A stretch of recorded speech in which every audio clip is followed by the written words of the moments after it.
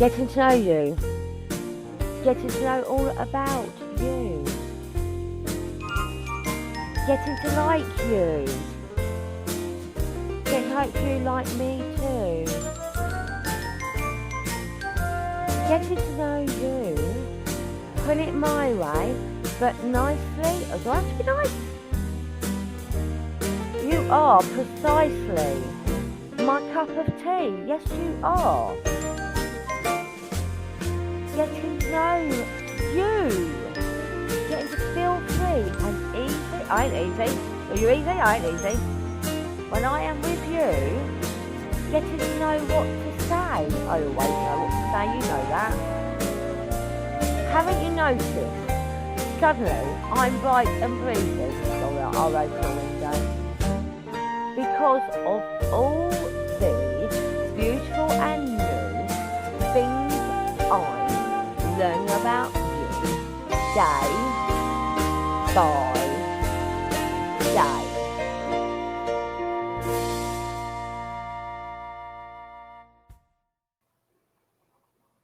Hello, and welcome back to Having a Chinwag. And today we are having a chinwag with DJH Recordhound, aka Darren. Hello, Darren. How are you? Hi, Hen. It's an awesome day here. I hope it's same over there. It's a bit cloudy over here, but it agrees with me for it to be a bit cloudy. It's still quite warm, but it's a little bit cloudy. So many of you will have seen Darren in the chat. If you haven't, where have you been? Because he's often here. But Darren, let's delve into you a little bit and find out a little bit more about you. So we all know you're a record collector, avid fan of the vinyl. Absolutely. When did you start collecting records? When was your first record? Well, let's see. I would probably say at about 5 years old. And my first album was an 8-track. Can you remember what it was called? Oh, yes. The Muppet Show. The Muppet Show. Oh, I used to have Thomas the Tank Engine on album. Well, in the first and second seasons, because there was no videotape, this was in the late 70s when they came out, they would put an album out instead. And the first season had the first album, and there's stuff from the second season on the second album that came out. And both of them were like, well, the first album I got on my 5th birthday at a bowling party. Oh, cool. Do you still bowl now? I haven't bowled in many years, though sometimes I'm just bowled over instead. Yeah, I always think as bowling is a good first date because you can get to know someone quite well by how seriously they take bowling. Or, if they actually know how to play, but they don't take it as seriously, then, yeah. Yeah. If they start throwing a tantrum because the ball goes in the gully every 5 minutes, then they're probably not the right person to date. True. And I've seen some pretty funny things on the bowling alley because I was in a league in my teens, but yeah, that was the whole thing with teenage partying and all that stuff. So yeah, don't have to go there. No, I just think it's a good way of getting to know someone's personalities. Bowling, good way to take out your first date and see. Because I don't take life too seriously, as you probably are aware from the way I stream. Yes. It's quite light-hearted. And if when I go bowling, I'm crap at bowling. I'm not going to deny it. I'm crap at bowling. If that winds someone up, me being crap at bowling and laughing about it and just not taking it too seriously, then they're probably not the right person for me. I don't care if anyone's doing the granny throw, where you stand there and you swing the ball between your legs and throw it out. No, I've had people offer to put when the kiddies have the thing that goes up, the sides up, so it can't, as it just bounces off the side. I'm like, oi, I'm not 2 years old. If it goes in the gully, it goes in the gully. It doesn't matter.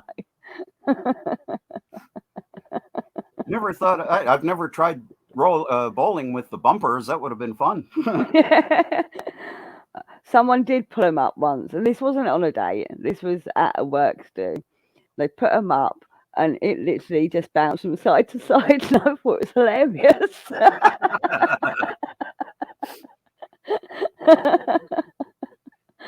So, they weren't so impressed. Well, it is fun to see the kids bowling with that, like the really small kids. Yeah. And No. some of them are if it's 10 pin, and some of them are just very just try and get the thing rolling, never mind. Yeah, exactly. I mean, they're heavy bowling balls. Even the lightest one's heavy. So The lightest I ever saw was 6 pounds, yeah, that's and quite that's not heavy. the cost. That's quite heavy. That's quite It is. heavy. I think I used to do an 8. I think 8 was the size I preferred. 8 or 9. Well, No. I have an 11, a 13, and an 18. Aye. But You're like a bit of a heavyweight then. the 18 was when my wrist wasn't so weak at Mm. it was broken as a child. That was an accident at school, so you're a little bit limp-wristed, are you? never thought of it that way. No, but actually, I was I think 7 years old, and broke my right wrist and had the cast the whole bit. But at that time, they talk about things that happen in the brain. Mm. I was just grade 1, so I was just starting to learn to print, Right. cursive. And because my right hand was so sore, I couldn't use my right hand, and I'm right-handed, so I started learning how to print in my left hand. So you're now ambidextrous? Well, the funny thing is, if I try printing or writing with my left hand, it still looks like a 7-year-old child's writing. And yeah, mine probably looks like a 2-year-old's writing, to be fair. Well, there was an additional thing that happened, though. At that same time, I learned, I don't know why or how, but I also learned how to write backwards. Right, So, okay. I was still sending letters to friends because that was what we did, and no internet. So there was a couple times where I wrote whole letters backwards. And then they had to learn how to read backwards. Nope, just put it up to a mirror and they could read it. Oh, so it's almost like magic code. No, well, I think I might have admitted liking someone that way, but Oh. Do you think they ever realised what you'd written? oh yeah, I just said put this up to a mirror and you'll see what it says. Oh, that's cute. How old was you at the time? Oh, probably in my mid-teens. Oh. But So you used to write love letters backwards. not as much because I wasn't so experienced. And ugly duckling thing, Did she respond nicely to your I think I like you? Not really. There was just like no response. It was just like kept on with the subjects that were there. Fair This enough. is a mess. Pardon the noise. That's all right. It's a As record long as you haven't cover. broken any records. There we go. That's out of the way. Yeah. So yeah, I wasn't really so lucky in the relationships and love department. We'll put it that way. We've all been there. We've all been there. Oh yeah, and it took me, a good few decades to figure out that I'm okay on my own. You know, Yeah. um, or at least I will be okay on my own. The uh, the self confidence is one of those things that was easily removed as a kid, and that one still stings today. Though we'll get into later that things are turning better. Good. Good. Um, So, so you came to my channel. You found my channel through the John Depp case, yeah?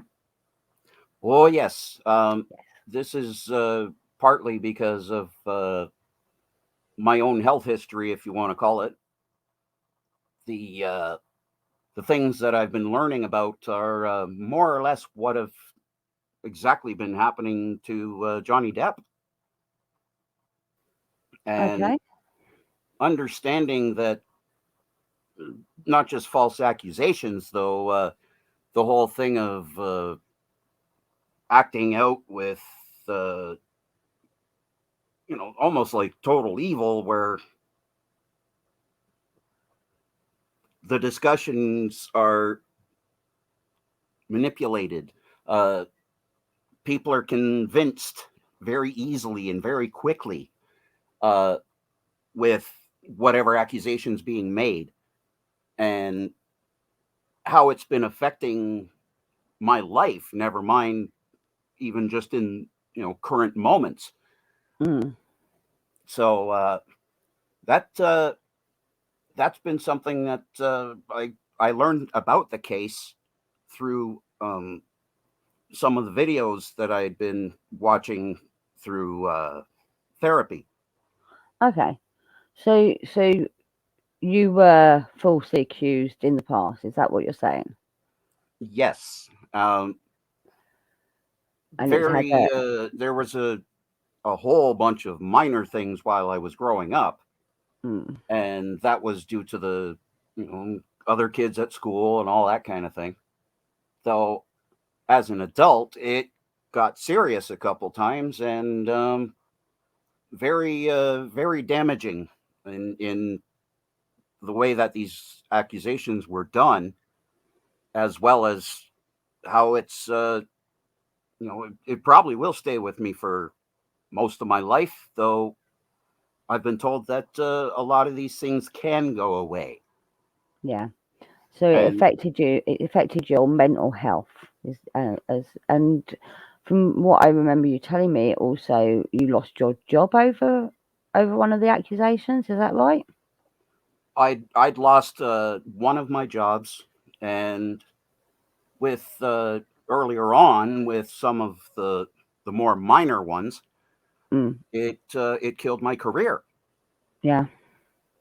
So I can't just point at all of that because I was there myself. So the whole thing of Yeah. pointing one finger and you got three pointing back at you, you know, Yeah. I get that. that's something that I've adapted. It's there's a lot of philosophies that I've adapted over the years just to make it through. Right. I get that. And But the the patterns that I was falling into with so many people in my life, including family, and including friends, relationships, lovers, business partnerings of any sorts, whatever. It quite often would turn out disastrous, and I'd be either ripped off or severely disappointed or heartbroken or whatever. So in this past couple years, after a very long time of reaching out and trying to figure things out, and doctors and lists of diagnoses because they didn't know, things have been switched in the past couple of years so that they've actually been figuring out what's going on okay. and helping me see it. So you have now been diagnosed with complex post-traumatic stress disorder. Is that correct? Yes. And So, a regular type of the PTSD is the flashbacks, reliving something. It it's it can be very irrational to a lot of other people, though it's very real to the person going through the moment. yeah, And with complex PTSD, these things had happened so repeatedly and so often and for so long that it's going to be hard to get rid of a lot of these triggers. It's more or less now learn to live with them, uh, have a few understanding people that will know, okay, this time he needs a bit of a break. He's off and gone, you know, yeah, um, and be able to take a few moments to at least sort of catch your own breath. Um, and I saw an excellent thing this morning. Someone had mentioned about having an episode like a PTSD episode in public. mhm, That it's very much like if you had some sort of infection or bladder infection of some sort, and you're out in public and you pee yourself. It's right, embarrassing. yeah, It's definitely embarrassing, although it's something that's just a fact of life at the moment. you have no control over it. Yes. And being able to come out of it and still talk with everyone and say, this, hopefully, hopefully this doesn't happen again. I'm just learning my own triggers at the moment. So Yeah, finding that, okay, this is going to set me off, time to back out. And there's been a couple times now where even you have been there and you know just said to me, go take a break. yeah. Back away from the screen, switch it off, step away. Because I have I've seen you be triggered, and it's not necessary. I mean, on a couple of occasions, like, okay, I've watched what's going on. I can see the trigger happening. But for most people, it wouldn't affect them. But for you, it does.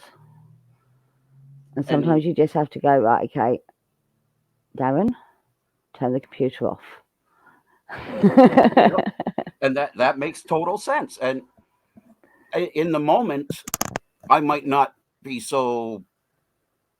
I might even like I had said something rather nasty, and I had to apologize because that's just you know, for one, it's way out of character, but two, it ended up that's something that could hurt people that are also supporting me even in chats. Yeah. So I really that something like that happens. It really is embarrassing. It is Hmm. something that it was like a little bit beyond my control in some ways, though. One thing I believe completely is that I should be taking responsibility if I have that happen. So at least taking the responsibility is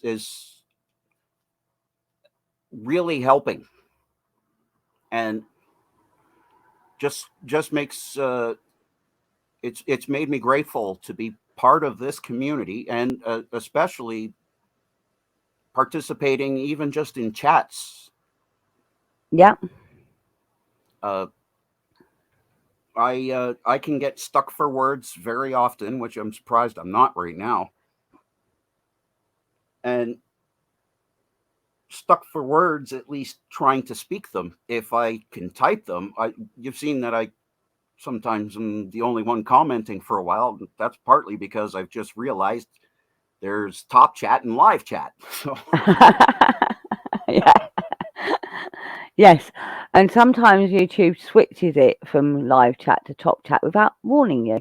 I know there's a few people that are like, oh, okay, why has no one responded to me? Oh, it's because I'm not on the right chat. and on the other way around, with the way that I am, it's like, oh, how many people might have tried to say something to me in chat and it just went right by, and oh man, I feel like an idiot. Mm. So that's one thing I regularly make sure it's live chat. So, I think we've all had it happen to us. I've had it certainly happen to me when I'm on top chat, not live chat, and I'm like, okay, is anyone else here? Because I'm just chatting to myself at the moment. Well, something that we were talking about just ahead of this Yeah. was dealing with a lot of it with humor. Yes. And yeah, I got into record collecting as a kid, but one of the things that I was always into was funny songs, novelty songs. Mm-hmm. Sometimes the crazier the better, just because of a radio show that I would listen to all the time, and he's still broadcasting, or at least podcasting now. Okay. And anyone in North America probably knows who he is, Dr. Demento. Dr. Demento. Okay. His real name is Barry Hansen, and I've become quite a fan of not just Dr. Demento, but the man himself. Oh, great. Partly because of just this massive record collection that he's gathered over the years, and most of it is in a funnier vein in at least what he plays on his show. And he was popular on the radio for a couple decades, and since radio syndication has kind of gone the way of the dodo for most part, Mm. he never stopped putting his shows together, and he's actually online now, and you have to pay a fee, but go to his website and he's still on. That's fantastic. So you still listen to him on a regular basis? That's one thing that I'm aiming for, because with the everything that's gone on, I'm unable to work. Yeah. So not being able to work, being on fixed income, the limits are pretty strong. Though I'm able to at least have a car and be able to right now get a few things that I need, and doing good enough. And I haven't had to go record shopping for quite a long time because I'm figuring You're out still this sorting through the last ones you year. got, aren't you? But, well, what happened was about a decade ago, I sobered up and realized I had a massive record collection. Yeah. And through many ups and downs and further downs, I've been washing and organizing it, Mm-hmm. and actually getting into it again a little more recently because of the therapies. Kind of took a lot out, but that's expected. Yeah. And as a matter of fact, you were the first. We were talking about how we met and all that. You were the first person that I could trust enough, at least, to share a few things, even in chats. Mm-hmm. And I had sent out an email to someone else and didn't hear anything, and I didn't expect to. That was easy enough, and I didn't expect a response from you. And ever since then, I seem to, like, trust is a very hard thing for me to do. I get that completely. I don't talk to many people about my past because it's my past. Exactly. I do have to trust someone before I talk to them. It's like friendship. I say I don't have many friends. I have a lot of acquaintances. Someone has to be I have to trust someone 100% before I class them to be a friend. And that's why I'm pretty well alone for the past couple years, Hmm. and a little bit further before all this shutdown stuff happened. Yeah. So, I've had people that I thought of as like extended family that have turned their back on me, and it's a, which to me makes it even harder to let them fences back down again. It's not. I have made some amazing friends through this community, through my channel, actually. Through my channel, I Absolutely. have people that have come on my panel several times and they have become friends to me.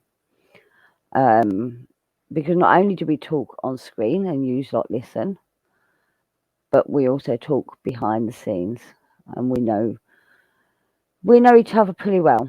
So we know each other's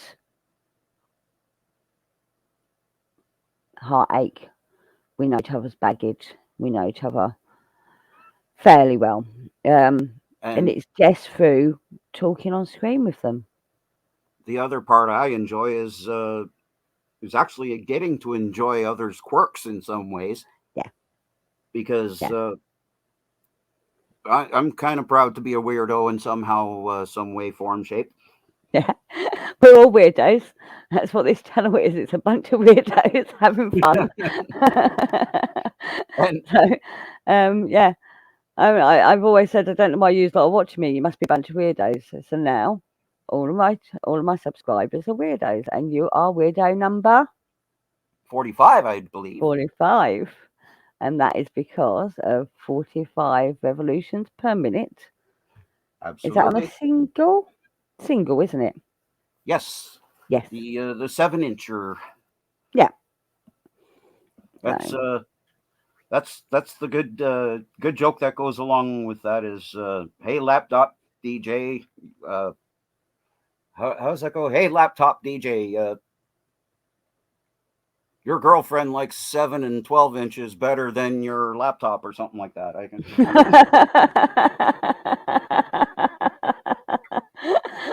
So, but you're not a laptop DJ. You have your decks and your records, and you're not just not streamyarding. Oh, what's Well, it called? actually, Getting streaming the records from online. You actually play them in real life with a needle, yep. so you Uh, get the real sound. as well as, the whole thing with getting a half decent deck and having to, um, do all of its setup. There's quite a amount that needs to be done, and I'm kind of slow at one part because Mm. it is tedious. So, But I it's mean, vinyl died out for a long time, but it's being resurrected, and it's becoming more and more popular. And well, actually, you can pick up a record player for, I don't know, about £50, which would be about $70, I guess. it would depend on the type that you're getting. Yeah, a very basic one. Yeah, if you're Yeah, getting one of those all-in-one kind of units, then you're going to get one that'll sort of rip your records apart. But uh, yeah, yeah. You wouldn't want to want to put some of your records on there because they're quite precious, aren't they? well, depend. Yeah, and if it's someone that's just getting the player to play like maybe 3 4 records at the most, then oh well, Yeah, hey, yeah, yeah. But that's that. it is making a revival, vinyl at the moment. Well, records never really died; they just sort of smelled funny. Um, and really, when the whole era of vinyl was dead, like the '90s, Yeah, they got to be kind of scarce.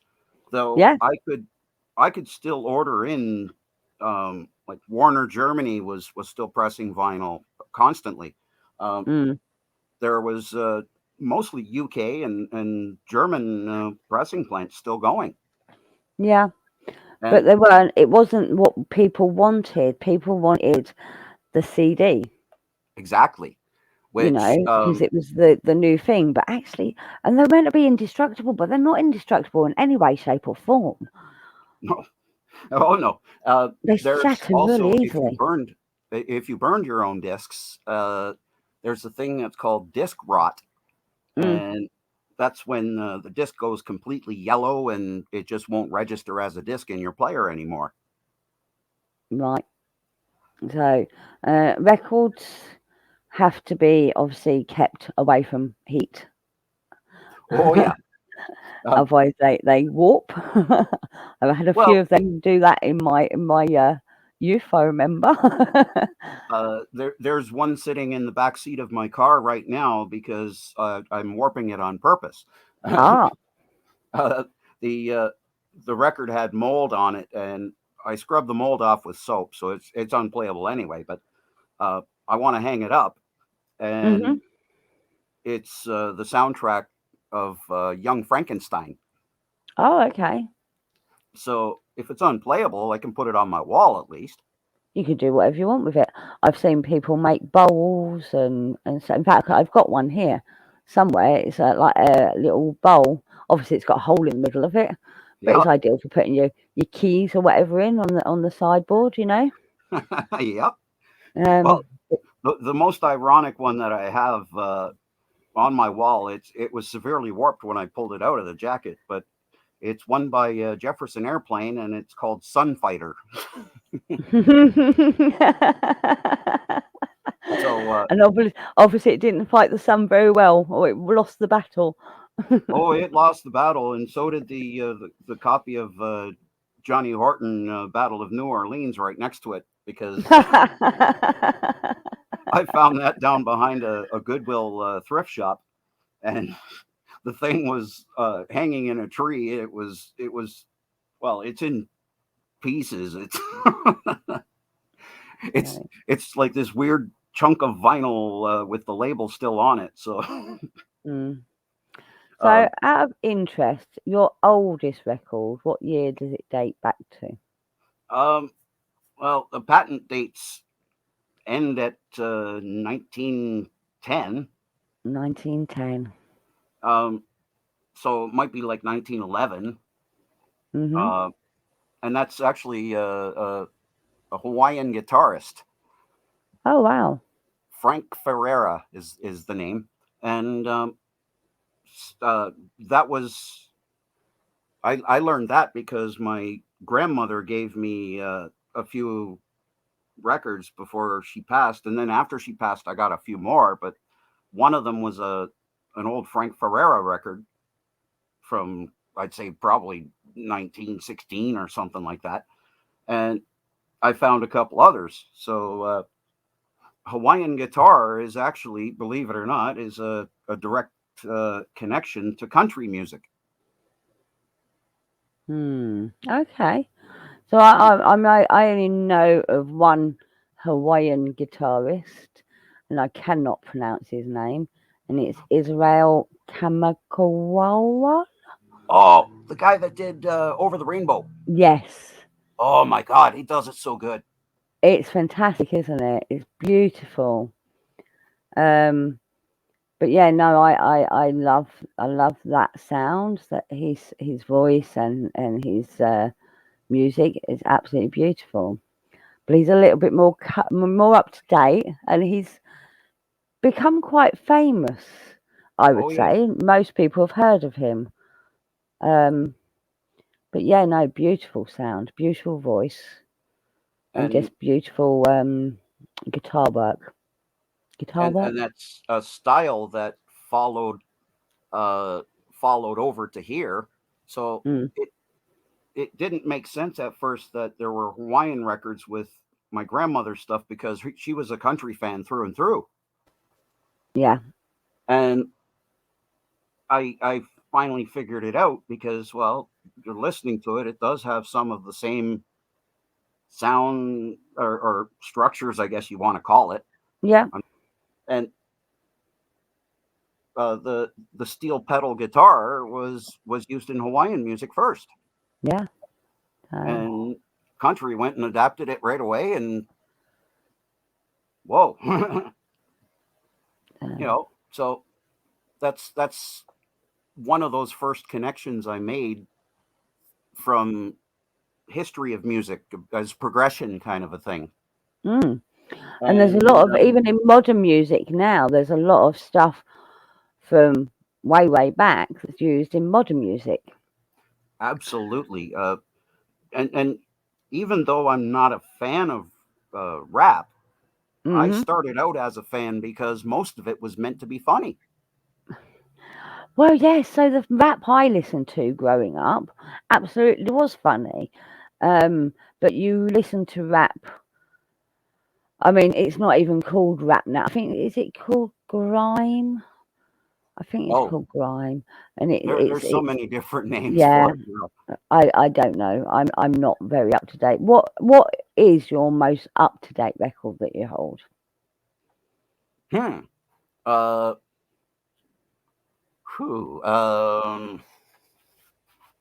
Never thought of that. I've lost you now. You're gonna have to think for a while. More recent stuff. Like I sort of fell out of music after the career had ended because that was something, it knocked me out for quite a long time. But I sort of fell out of more stuff falling. Don't mind the occasional avalanche. It's just records. You don't want them falling; they break. Actually, it's just wires that fell. So. That's all right then. Though there's a lot of, because of new stuff coming out on vinyl, there has been plenty of albums I'd still like to get. Yeah. And kind of like some like old movie fans, it's not that you can't get enough. It's more like, okay, well, I know of this, I want to hear it. And if I, I'm just going through this whole picking out process where I'm pulling stuff because, well, I don't listen to it. So, but I kind of got into the newer progressive metal, like Dream Theater and that kind of thing. Opeth. There's a couple of those bands that I've enjoyed, and sometimes like even I've gone and gotten a replacement copy of something. It might be a little beat up, but now it's reissued. Yes. So they're doing a lot more of that, aren't they? Oh, is there ever? The one thing I really miss about getting to a place where there's European pressings, there are so many European companies that have put out excellent records. Just stuff that's not been available here in years. And if I luck out and go to a record dealer, or in some cases a record fair, as you might call them, we call them record shows here. Go to a record show and there might be a distributor there with boxes of albums and selling them at his price. So maybe $10 for a record at the most, or a big one. Say if I wanted to get, like, I heard someone mentioning the band Tool recently. If I wanted to get one of their albums, it would probably be like maybe $60 instead of like 80 or 90. Oh, that's good. That's good. I mean, I think the record fairs here, they tend to attract the collectors, so therefore they collect a price, if that makes sense. So the people selling them know their worth, and they sell them for their worth. Well, it's very hard to find a bar.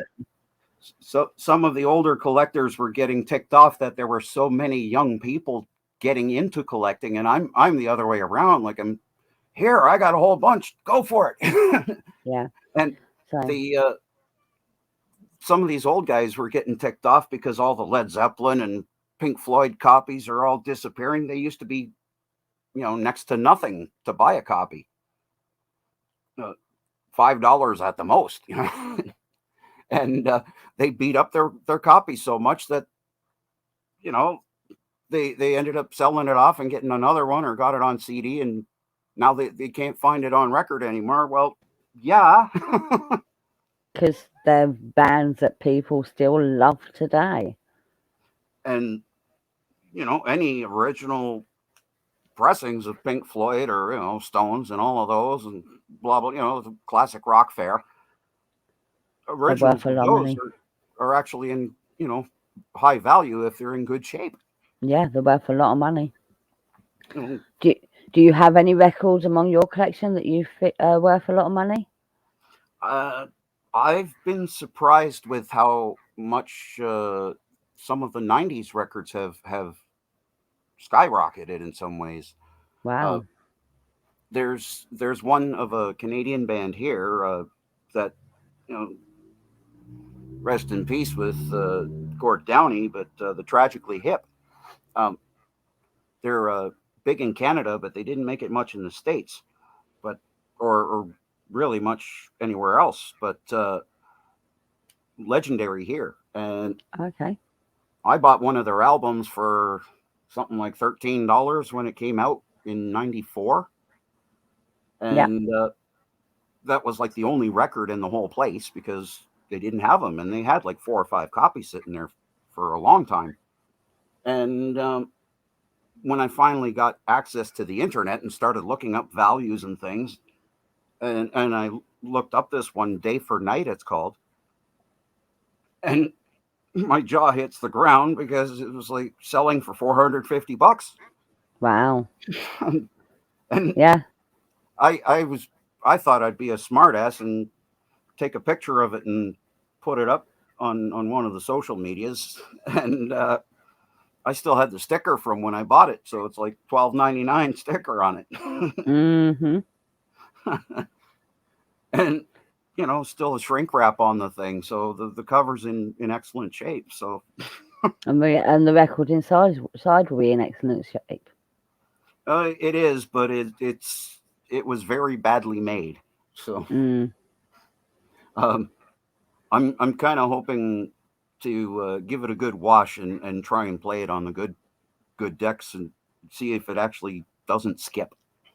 Ah. They tried to fit like a 70-minute album on one record. Isn't that the fun of records, though, that they skip every now and again? Well, they finally reissued Day for Night, but they put it out as 2 separate albums. Finally, they did it Oh, right. okay. They did it on two like a double album pack. Yes, Double, and yeah. one thing that is a little more common now that with reissues is you'll find some that were pressed at 45 RPM. Mm-hmm. So you get like maybe 2 or 3 records in this album, but you're playing the whole album. And you got to flip every few sides, but I don't mind that. Yeah. And the sound out of them are amazing when you hear them. So That's cool. But once I get talking records, I don't shut up. So That's all right. there's We plenty of enjoy other your stuff. talking records. I had mentioned about the keeping humor as far as sort of my the best medicine, Yeah. and I don't even know how many comedy records I really have with the 45s as well as 78s and LPs. Mm-hmm. I have a Kallax shelf from IKEA. Yes. We all know the And Kallax. it has 8 compartments. They're 12 by 12 compartments, Yeah. and 7 of those are full of comedy albums. Right.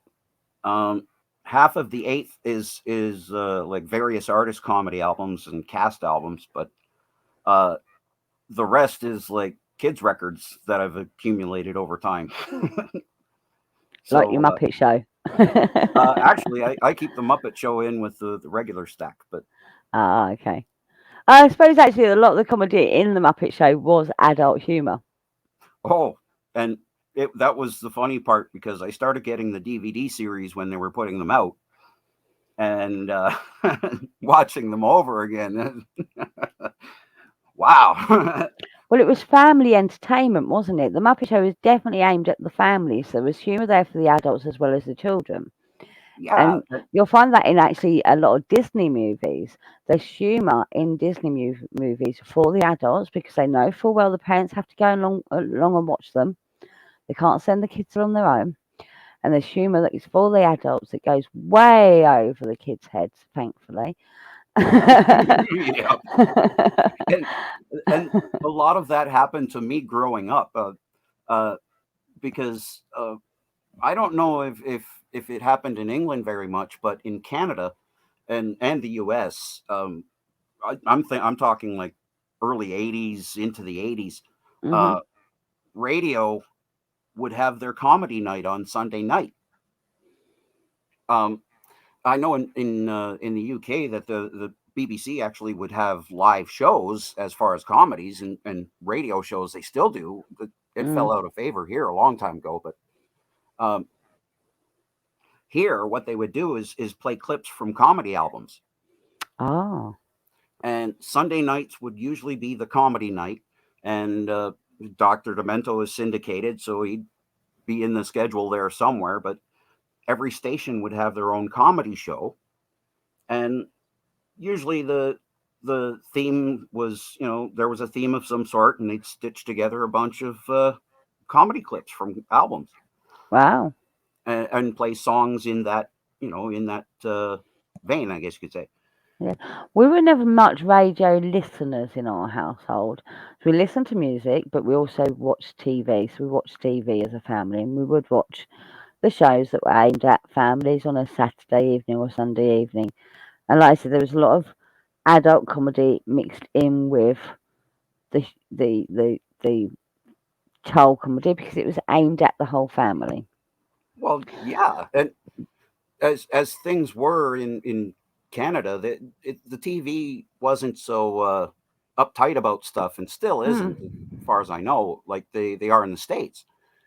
And we got to see, I was able to laugh at Benny Hill when I was a kid because of all the slapstick. Yes, but you wouldn't have got the rudeness that was in there because you was a child. Exactly, and I didn't think of what was going on as you know as something that I should be going around doing. No.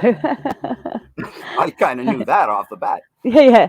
But it was also Kenny Everett was another one that was on our TV. I don't know if you know Kenny Everett. Uh, Quite possibly that was one that you had mentioned early on when we first had started talking. Yeah. So Kenny Everett used to do this thing. I can't remember the catchphrase, but it was something like it's all done in the most irresistible way or something like that. But he'd do a crossing of his legs, and he was wearing a skirt. You know? And And that's what I remember him from. And obviously Benny Hill, we remember from the chasing around and the silly song. Um, you there was know, and always the slapstick. There was always like the humor that could be picked up by kids. yeah, And I don't know how many Dr. Demento shows I probably started switching around to other stations to see what I might hear because I couldn't understand the song what they were talking about. yeah, But as I grew up, I've been able to hear some of the old shows, and actually I have a couple of old transcriptions. They used to deliver radio shows on records to the radio stations, and transcriptions are exactly that. They're just the shows on albums, and that's they would pretty cool. play them. They would play them every week, and that's it. They were good for that week, and those are collectors' items, things like that. Yeah. Though the humor, a lot of it, I might be sitting listening to an album and not laughing because I might have heard the jokes tons of times, but it's like, oh my god, I forgot all about this. This is going to be good, you know. And So your favourite genre of music would be comedy, yes? mm, I'm biased that way at least. Yeah, yeah. um, But what would be your favourite decade of music? uh, I'd say the 100 years between 1910 and 2010. That's cheating. um, and for me, it's slightly different because uh, I switch around. Sometimes I'll be really listening to and enjoying stuff from the 80s, Hmm. and it could be partway through the day. I suddenly switch gears and throw on something from the 40s. And then next thing I'm throwing on maybe one of the compilations I might have made over time, just because I gotta, I can't just stand and play records. So Yeah. maybe put on an album of any sort. Like it's for me, it's more of my favorite is what I'm listening to at the moment.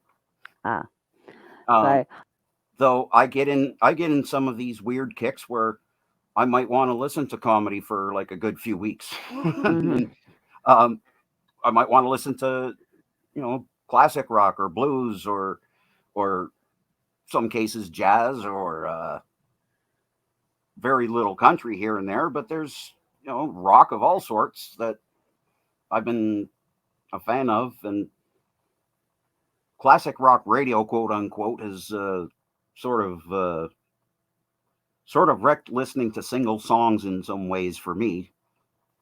So, like if I'm, for example, like Led Zeppelin, everyone loves Zeppelin, so I would rather listen to a whole album of theirs instead of one single track.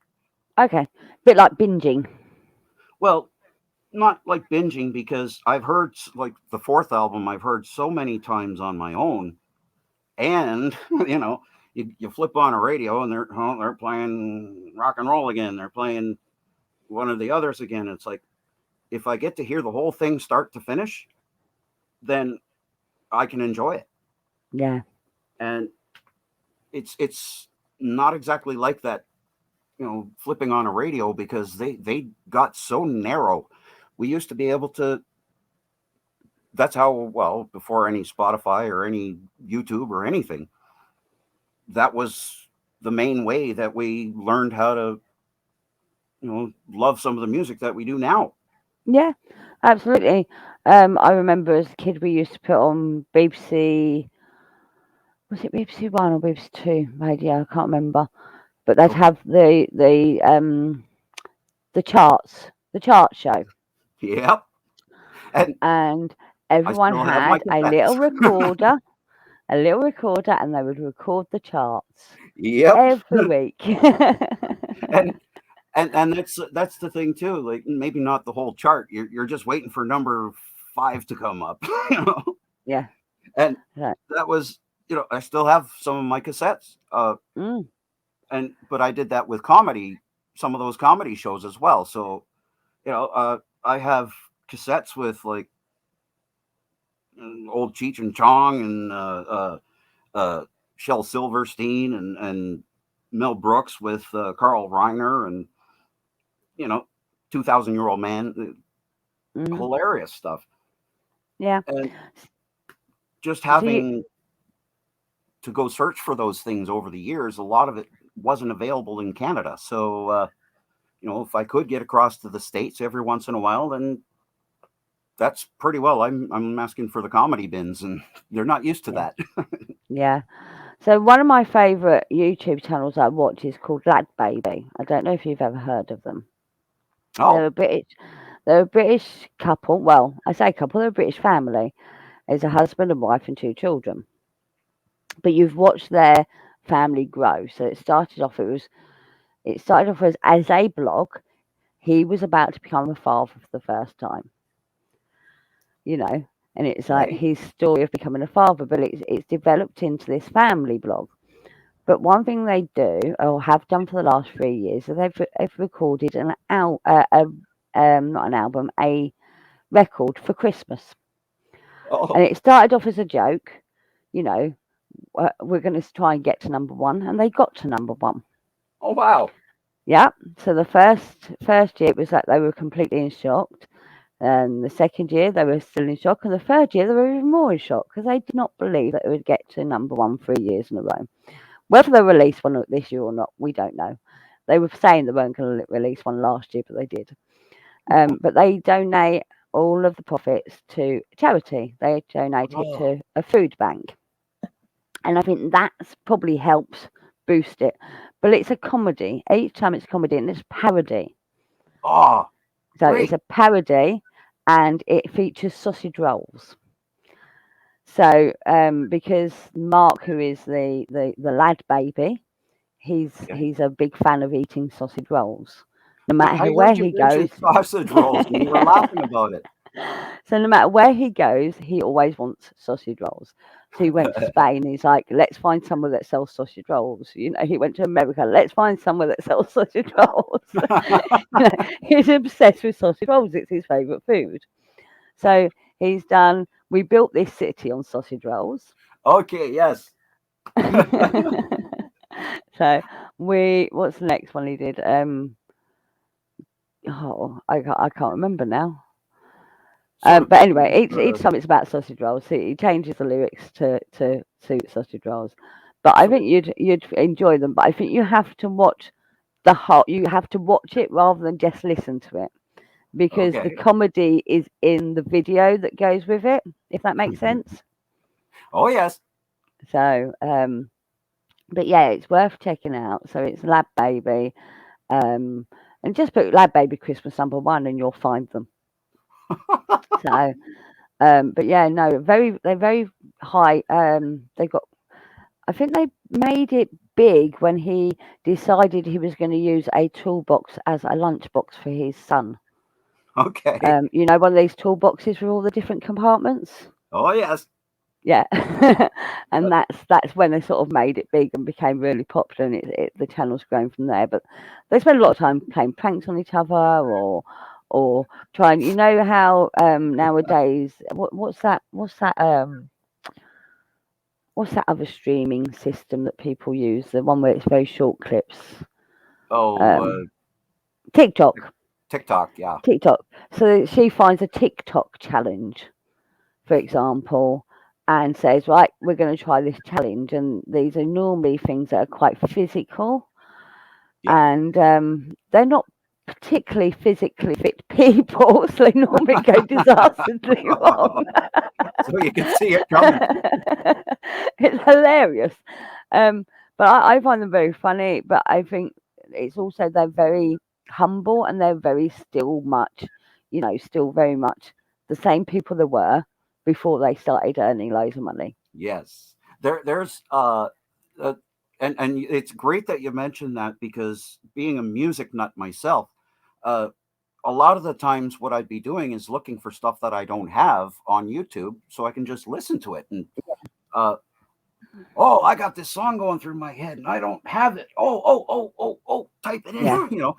So and um if I get a song stuck in my head, if I listen to it, then it goes out of my head. So yes, uh there's these people who've been doing these. They just call them reactions, and that's exactly it. yes, And yeah, there's a handful of them that I've been subscribed to for quite a while because they get into some of the history of the recording or the artist or something, mhm, and they're genuinely interested. yeah. I mean, And I've watched a few reactions, and it's usually youngsters reacting to songs they've never heard before. And it's like, exactly. how do you not know that song?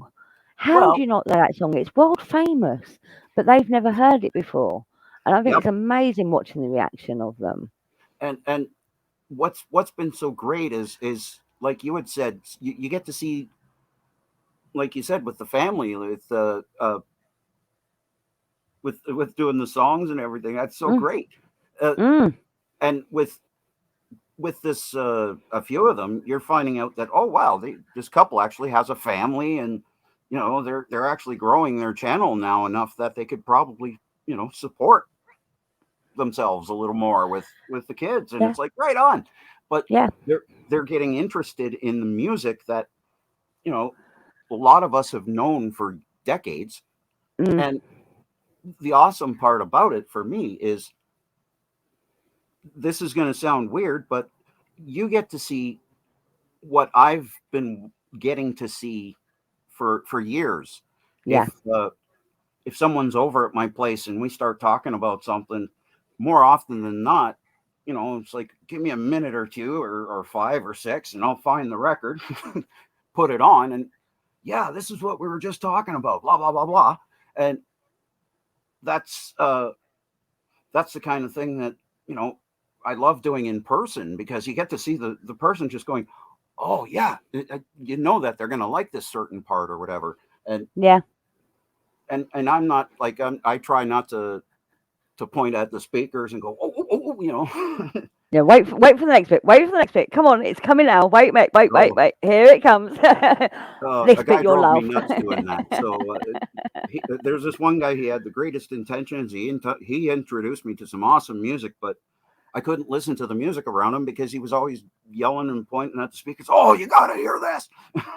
It's like, okay, thanks. I'll find it. And sure enough, like, everything the guy was saying was spot on. But but with reactions, you get to know, like, some of these people were just relaxed, and yeah, I just want to check this out anyway. And I see so many others are doing it, but and then you get partway through the song that you're just gonna go, oh man, I think they're gonna really like this, or it's, this got Yeah. this funky part that you're gonna see them grooving to. And sure enough, Yeah. and Yeah, absolutely. and for This me, bit, that's the next bit that's coming up is going to blow their minds. You know what I mean? exactly. And that happens to, like, that happens to me. That was one of those things that I used to love doing, when I drank too much. Mm. And I don't mean I just drank too much. Like, I would have the odd beer, but it would be like 1, 3, 5, 7, 9, 11. The odd beer. Mm. The odd So number. exactly, I only had the odd beer. 3, 3, Yeah. 5, 7, 9, 11, 13. Anyway, the the thing was for me was like, okay, even if I just get drunk alone, I'm going to be diving at the records, and that's quite often what I did. Um, and that had sort of fallen out when I gave up the drinking. Mm. And the there were some circumstances that led to it. Some of them not very nice, and uh, usually too depressing to talk about on your channel. You hit rock bottom. I I hit certain rock bottom after several years after the career was gone. It was something that I wanted since childhood, Mm. and I had gone for it, and I was doing it, and then there was a whole thing that happened, that I found out that I wasn't actually employed by the place where I was for 4 years. And Wow. it was through a loophole that they had, that because they were under receivership, every time they were going to start paying me for something, they started me off as a independent Oh, so you were just, independent hire. So yeah. really, I didn't work in the industry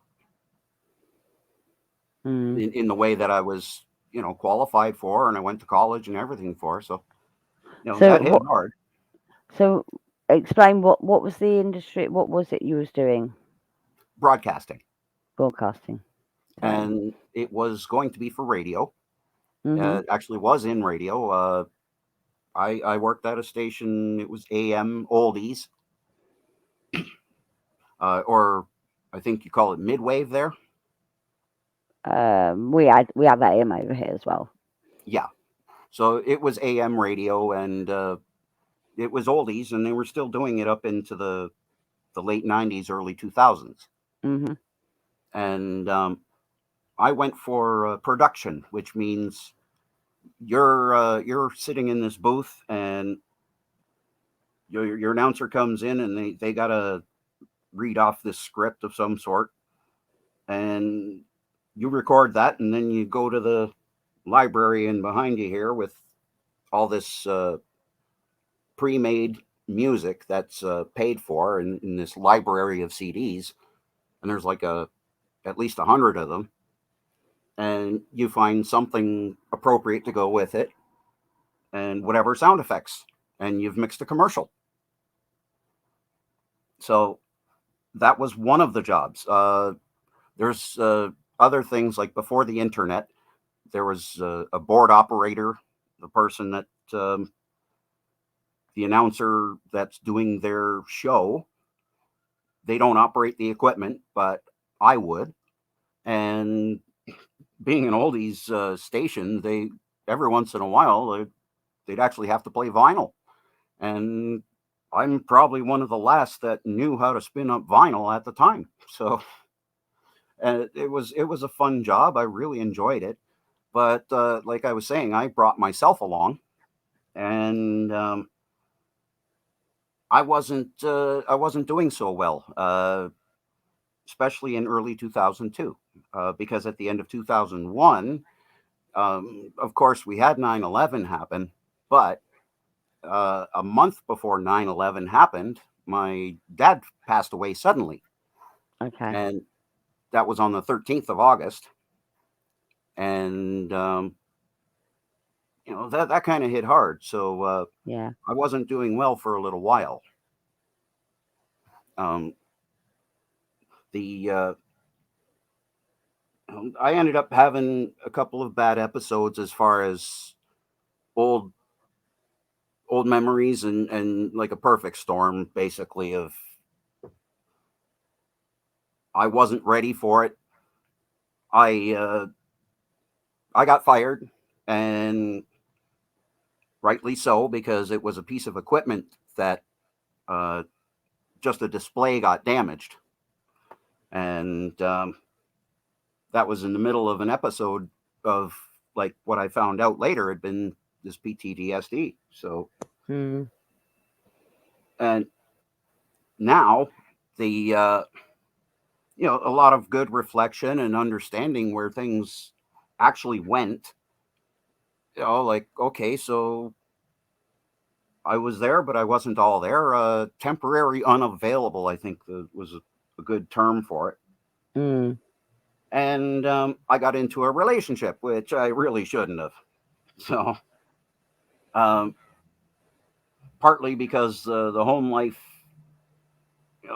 I had to move out for a while in the late '90s, just because I couldn't stand being around the negativity that was always coming my way. So that didn't work out because it was just a bad experience with the roommates. And I ended up moving back home, and 2001 happens, and my dad passes, and things between my mother and myself were kind of up and down at that point. So I ended up moving out, and she did too, but she got a really nice place. And there was probably, I'd say, a good,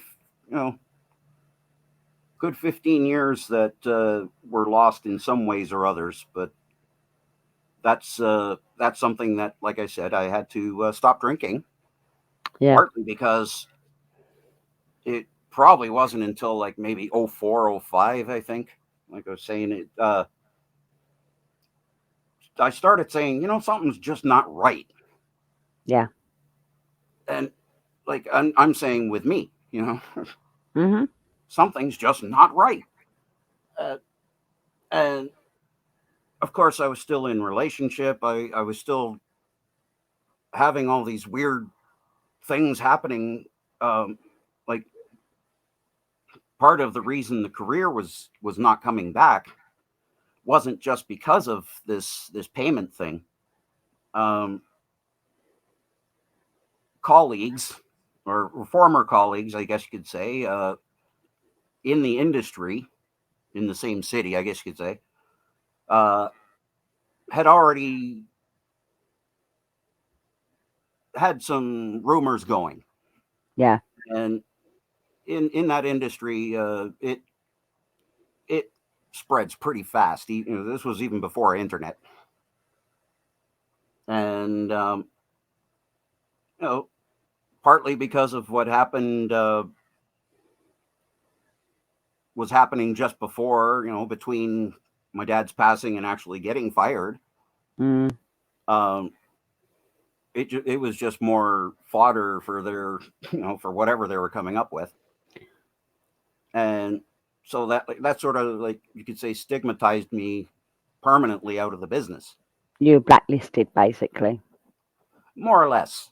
Yeah. And nowadays, I see that there are people talking about, about their own stuff, and they've been working on air for ages.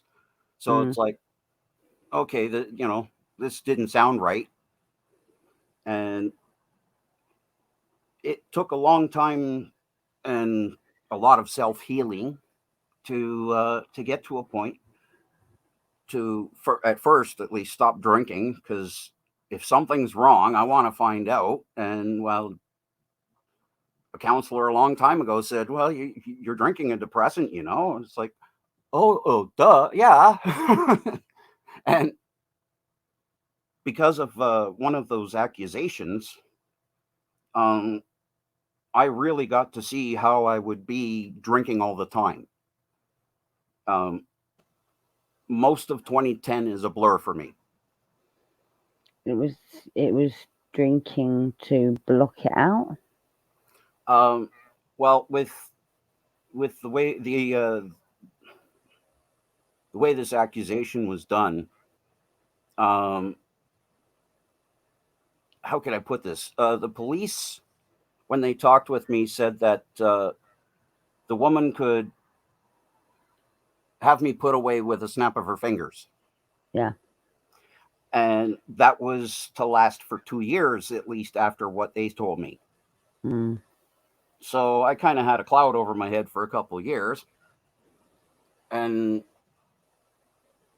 in 2010, it was about July when I realized I'd been drinking every single day of that year. Yeah. And I guess I might want to slow that down.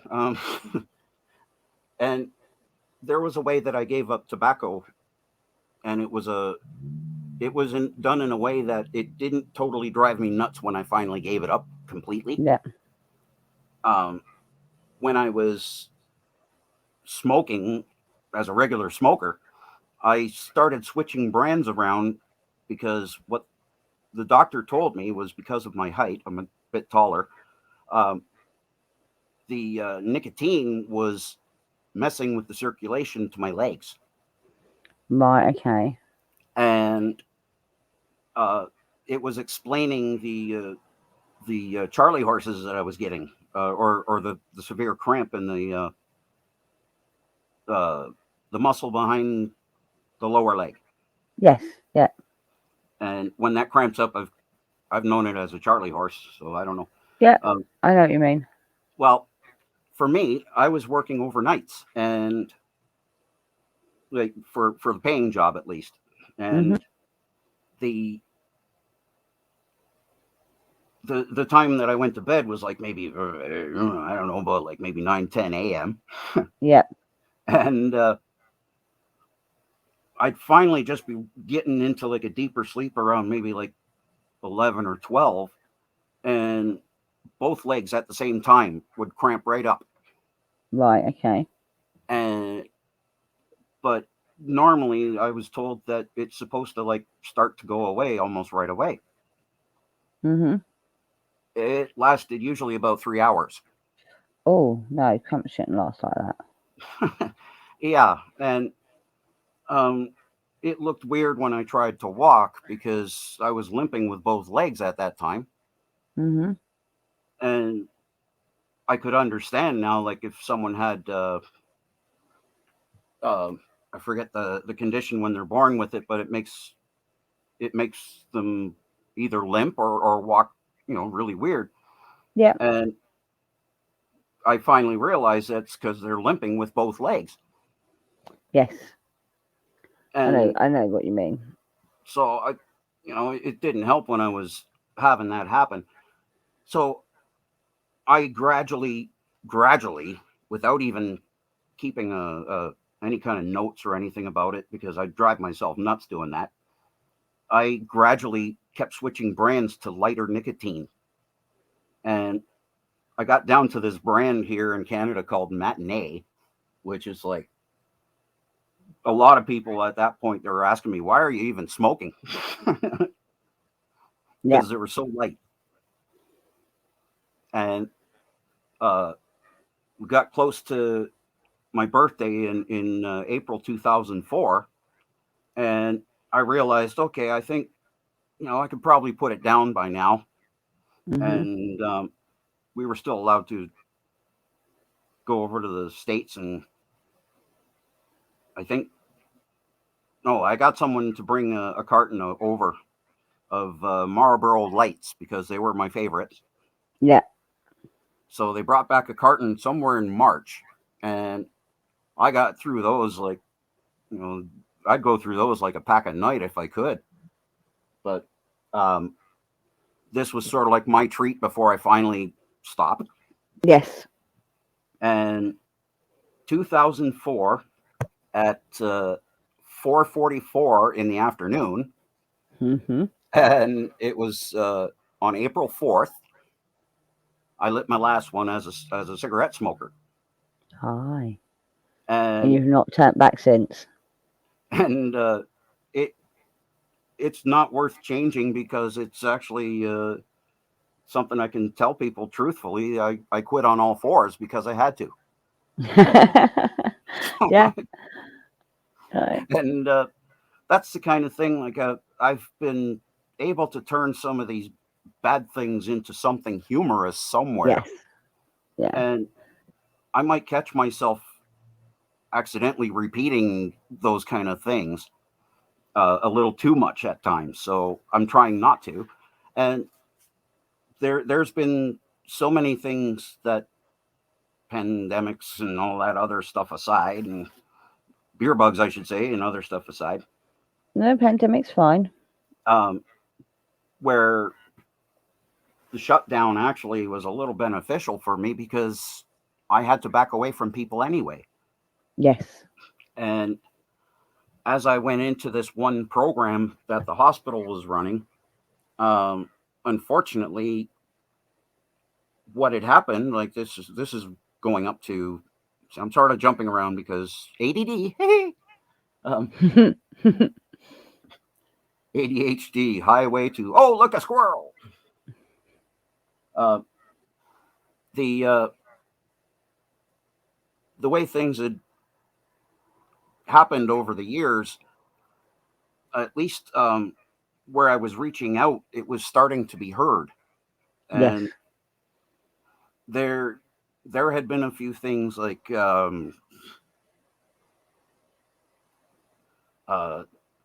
attempts at either erasing the hard drive of my brain or erasing myself, I guess you could say. Yes. I get what you And mean. that happened a couple times.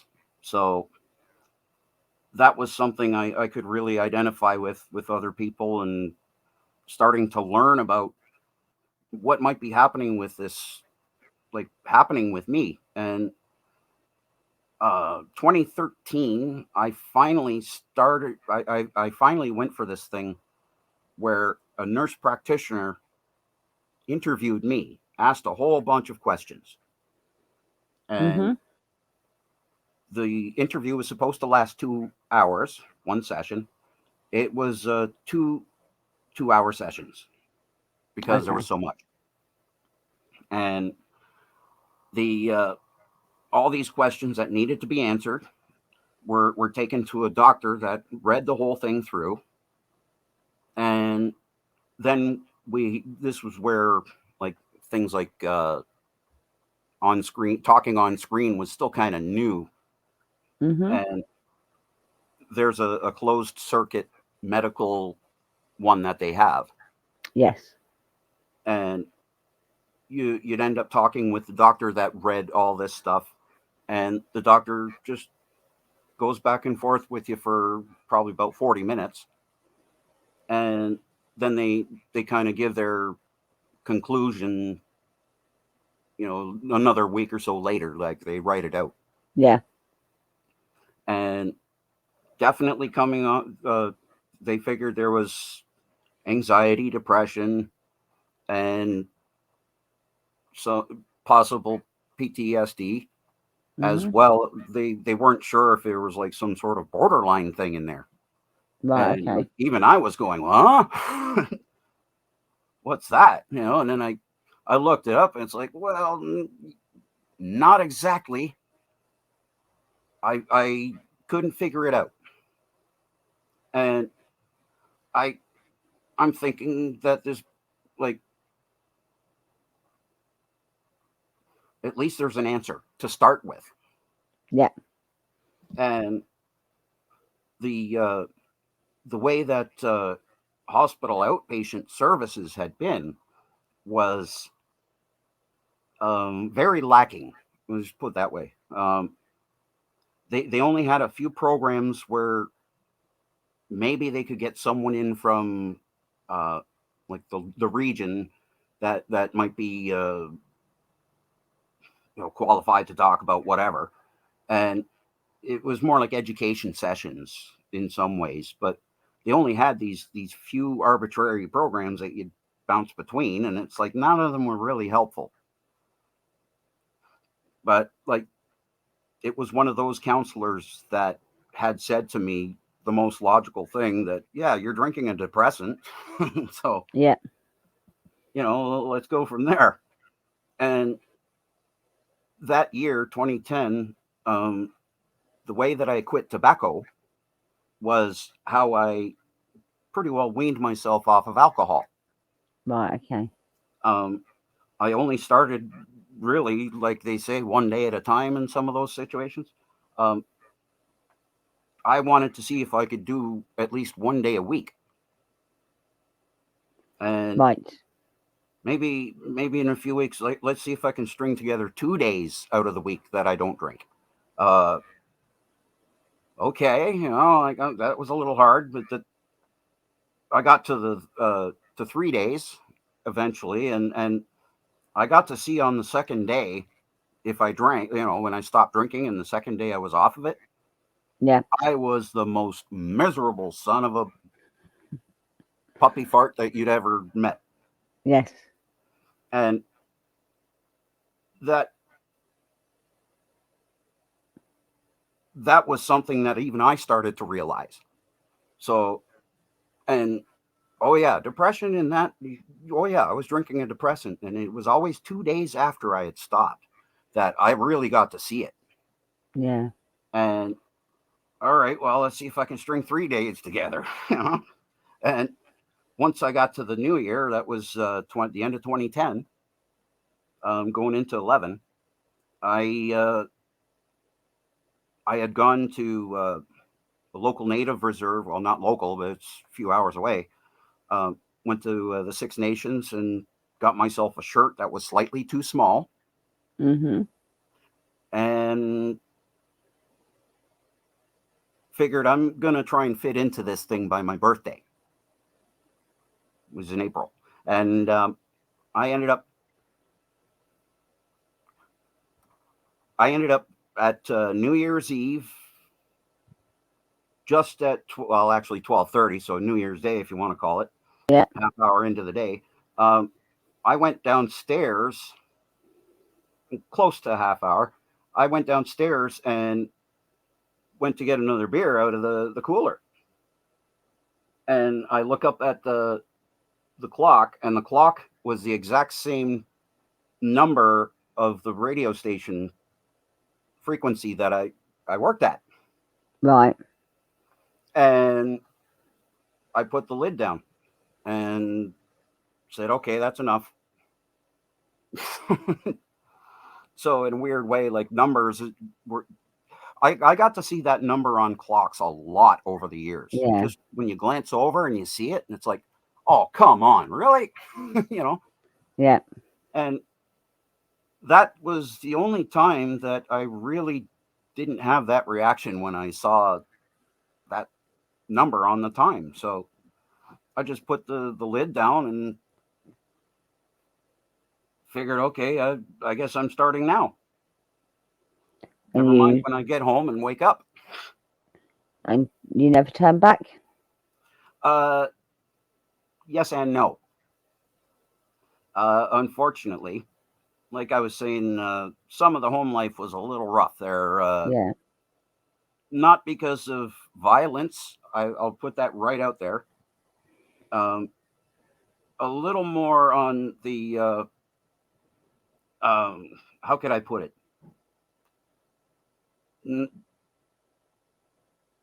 Being mean to one person and not intending on that. Just everyone thinks this is a wonderful, awesome person, which I can agree. Because I got to see that a lot, with other people. It was more like being alone with that person was just, whoa.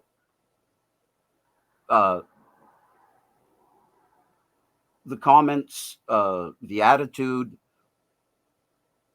it was like a different person altogether. Right. And I'm being very polite here for good reason. Yeah. And that ended up being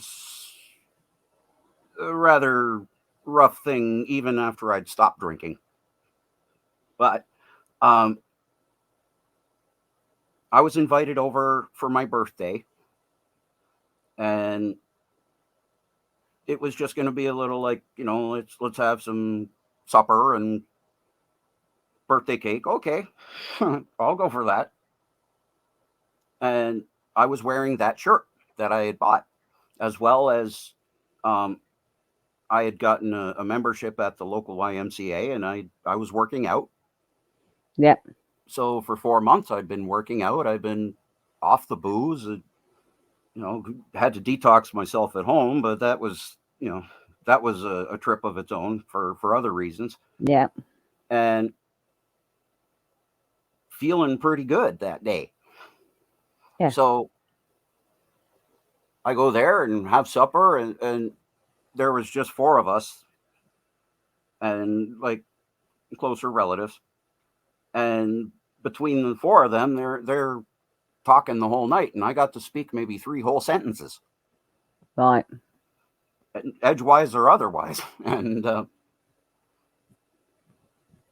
at the end of it, I finally stood up and said, look, I certainly didn't feel like it was, anything special here tonight. I thank you for doing it, but but this has been coming for a long time, and I kind of see it now. I didn't even get to talk about anything good that's happened. Yeah. More or less. It was your birthday, but you were excluded. Partly that, and partly because of what I also found out not too long ago is a thing called core beliefs. That some of the stuff that's so ingrained that you just can't get it out. And it was stuff that it was either told to you or pretty well they're like beliefs. Yeah. And because of having them sometimes physically from other students, there wasn't really much an emotional attachment, if I can put it that way. Yeah. And usually if something had happened at school, the first thing I'd hear when I try to talk about it at home is, well, what did you do to start it? Yes. We've all had that. Back that up, Yeah. I remember a teacher saying that to me at school. I'd gone to him because I was being bullied, and they said, well, what did you do to cause them to start picking on you? And I'm like, pardon? Excuse me? I am the victim, and you're questioning why I'm the victim because I must have done something to cause myself being a victim. But at the time, I didn't have the voice to express that. But that's what was going on in my head. You know, I couldn't sort of defend myself because I was bullied from a very, very young age. So I had very low self-esteem. So when I go to reach out to the teacher and say, look, I'm getting bullied, it's not fair, I'm upset, and then Mhm. for them to say, well, you must have done something to cause that bullying, Yes, made my self-esteem go even lower. yes, and that that was more or less a constant. But I would be hearing that at home Mm, afterward. mm, So there really wasn't a safe place, school or no, home. And unfortunately, some of the ones that I could trust when I was very young, they passed when I was very young. yeah, Um, so I didn't. I lived in sort of a remote type of area of the city, and not too many kids my age around. So I didn't go out very much outside, though I did. That was more of a common thing anyway. A lot of the time I'd be sitting in front of the tape machine or radio or whatever with headphones on or speakers, whatever. And that's Sunday nights was sort of my escape that I found for for any of the bullying and uh, manipulating and blaming and whatever else. Like you get you get teased enough by anyone, you turn around and say, "Okay, enough," or you might cuss them out or something, like f off or whatever. And quite often, what would happen is after a while, if I did do that, first thing that happens is two or three, four of them go to the teacher and say, "Hey, Darren's doing this. He's doing this. He said this to me." yeah, And they found early on that there was a strength in numbers that way. So, yeah, I got hauled ass into the office several times over, and lots of calls to home and things like that. And uh, sometimes, sometimes because of family history with that school, yeah, sometimes it was dealt with properly because our family didn't take shit from that school.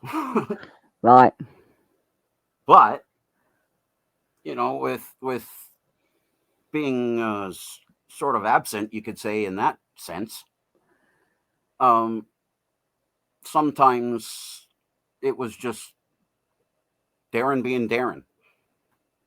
yeah, So there were many times I didn't make it across the long schoolyard from from school to home, and whatever was being said wasn't bad enough. Then it would get physical out there, and there'd usually be like at least 2 to 5 or 6 on one. that's horrible, it's horrible. I think, I mean, it still goes on now, it really does. I don't know, I think schools are better at handling it. Not always, it certainly wasn't with my eldest son, but they in general are better at handling it. But what goes on now is more online. There's so much online bullying that goes on. Yes, And that's with adults and children. Children are nasty. Children are nasty, but adults can be nasty too. and that's one thing I'm actually quite grateful for is that the internet wasn't around when I was that young. Yeah, There was yeah, enough already happening without that being an additional part. absolutely. And Absolutely. I agree with you. Couldn't agree with you more. the thing of the whole thing of reaching out, and like I was saying, with getting to start to realize and actually talk about these things instead of drink over them, or realize that, yeah, something is wrong, and still trying to figure this thing out. Between 2013 and pretty well 2018 was quite the journey, you could say. Yeah. That birthday, I ended up leaving and going home and pretty well just spewing my thoughts into the computer that I had, drinking tall cans of beer. That's when you fell off the wagon. Yeah, and I ended up stopping and going to bed like around 11:30. So really, my dry date is my birthday, Yeah. and neither one are really a big deal to me anymore. And that's sort of a good thing, Yeah. because I ended up trying a certain recovery route that every once in a while I mention it on a stream, but I won't really talk about it here. You can talk about it. Well, it's like the 12-step stuff. Yeah. And that's about as far as I go with talking about it, because with what happened with me, it kind of comes together in a way after, like, I just kind of found out about this stuff in the last year. So Yeah. I'm still trying to process to be able to talk about it in actually putting words to it. So the that stretch of time, because, like, anyway, start of April 2011, finally. So this year was 10 years. Congratulations. Well done. And there's once in a while, like, it's a Friday night and I can understand everyone's talking about it. So it's like, if it bothers me, I'm just not participating in chat for a few minutes. Yeah. Yeah, I And get that. and it's not like there's sometimes where I'll sit and I'll join the conversation and say, oh, wow, I used to like this. I used to like this. Yeah. But I'm not romanticizing it in any way. No. Because if I, the whole thing with the 12-step stuff is just try and make sure I don't fool myself into drinking again. Yes. And Yeah. Even with what I've learned since, I found that, like, the drinking is just a small symptom of something else. So Yeah. Yeah. Well, that's it, isn't it? It was something it was a coping mechanism for you for a very long time. right. And Yeah. some of the ways of coping was, in a way, some of it was like, okay, I just have to dismiss them in some sort of smart ass way. Yeah. And at least if I can sort of make humor out of it in that way, that at least I could talk about it in another time. But Yeah. really, some of it is just like, yeah, it's a little too hard to even try and recall without going too far into it, or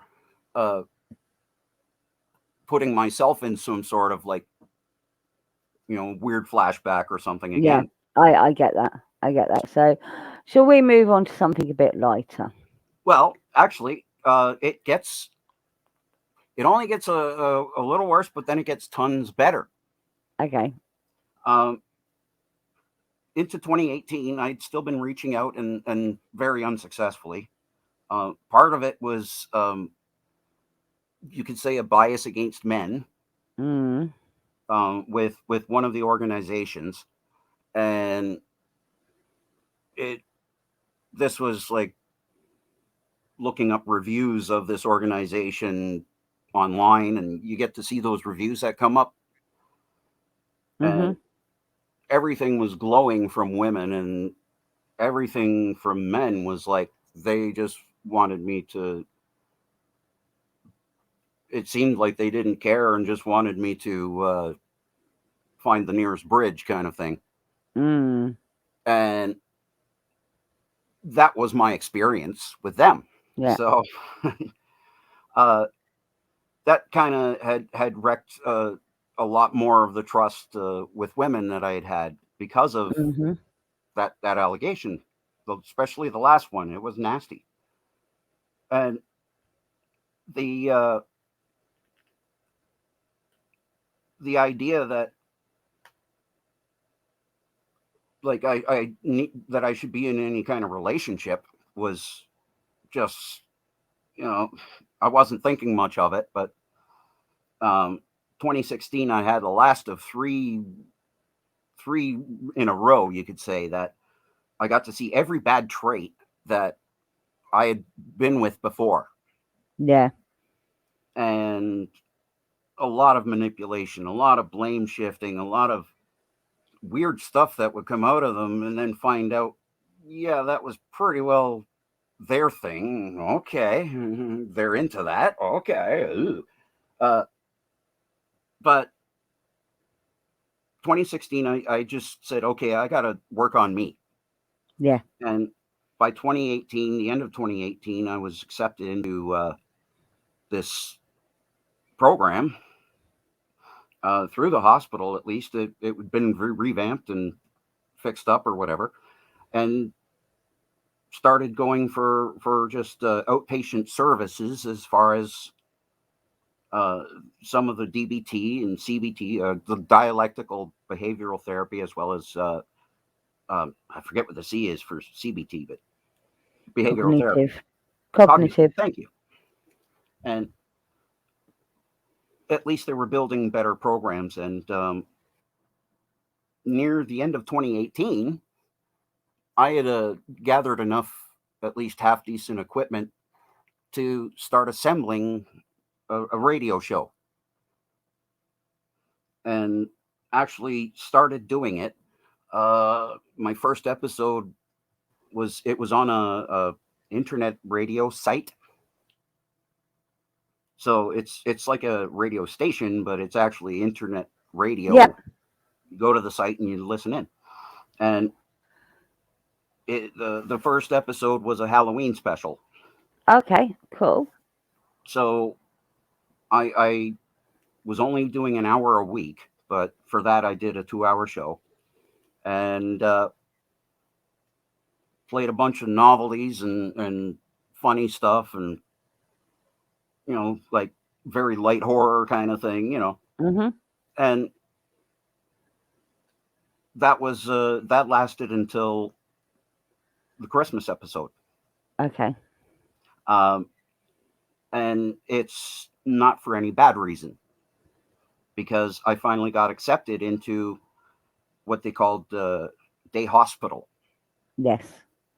And that meant going to the hospital into this, like a classroom almost, and pretty well interacting with everyone else that are, there for the same reason, because of some sort of, traumatic past. And go from at least being able to try and advance or whatever. It's supposed to be a 6-month program. Yeah. And I found out that this program had been going for 6 years. Right. Okay, well, 6 years. I mean, the same one, not 6 months. The same people. Yeah. That's a bit wrong. Some of the same people all that whole time. And some of those personalities that I've got to watch for are in that group. And they would gang up on any person that was sort of like, would catch on to them, I guess you'd say. Yeah. And then one person in there smeared me really bad. Right. And this was going on the same time that I started learning in 2019 about the Depp case. Okay. Mostly because of television going digital. I didn't have a digital receiver that could pick up much in this place where I am. Mm-hmm.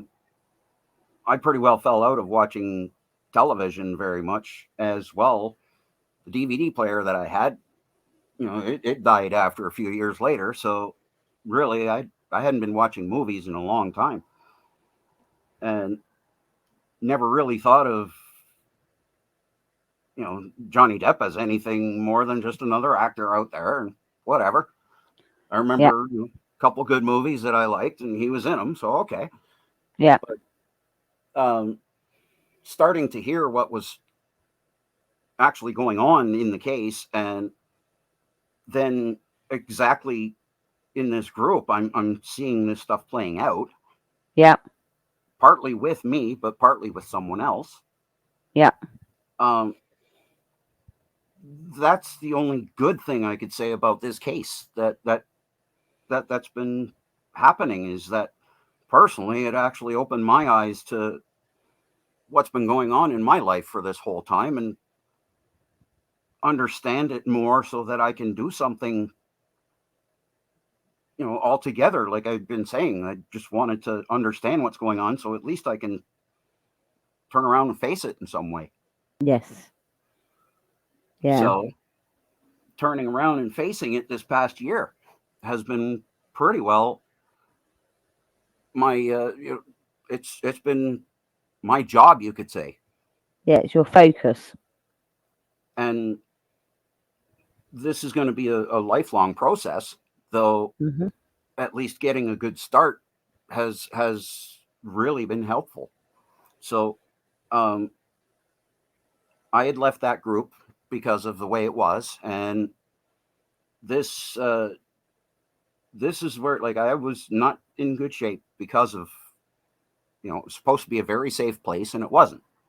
Yeah. And it took a while to try and get over that.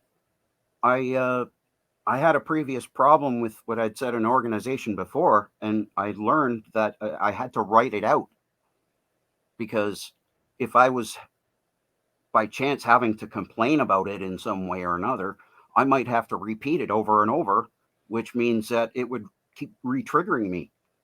Yeah. So I started writing out the experience, what happened, and some of my views and things, and realizing that I had to be like assertive, not whining. Yeah. Tell the facts and say, I feel this, I need this, I want this, I think this, whatever. This is how I think, feel, need, want, whatever about this.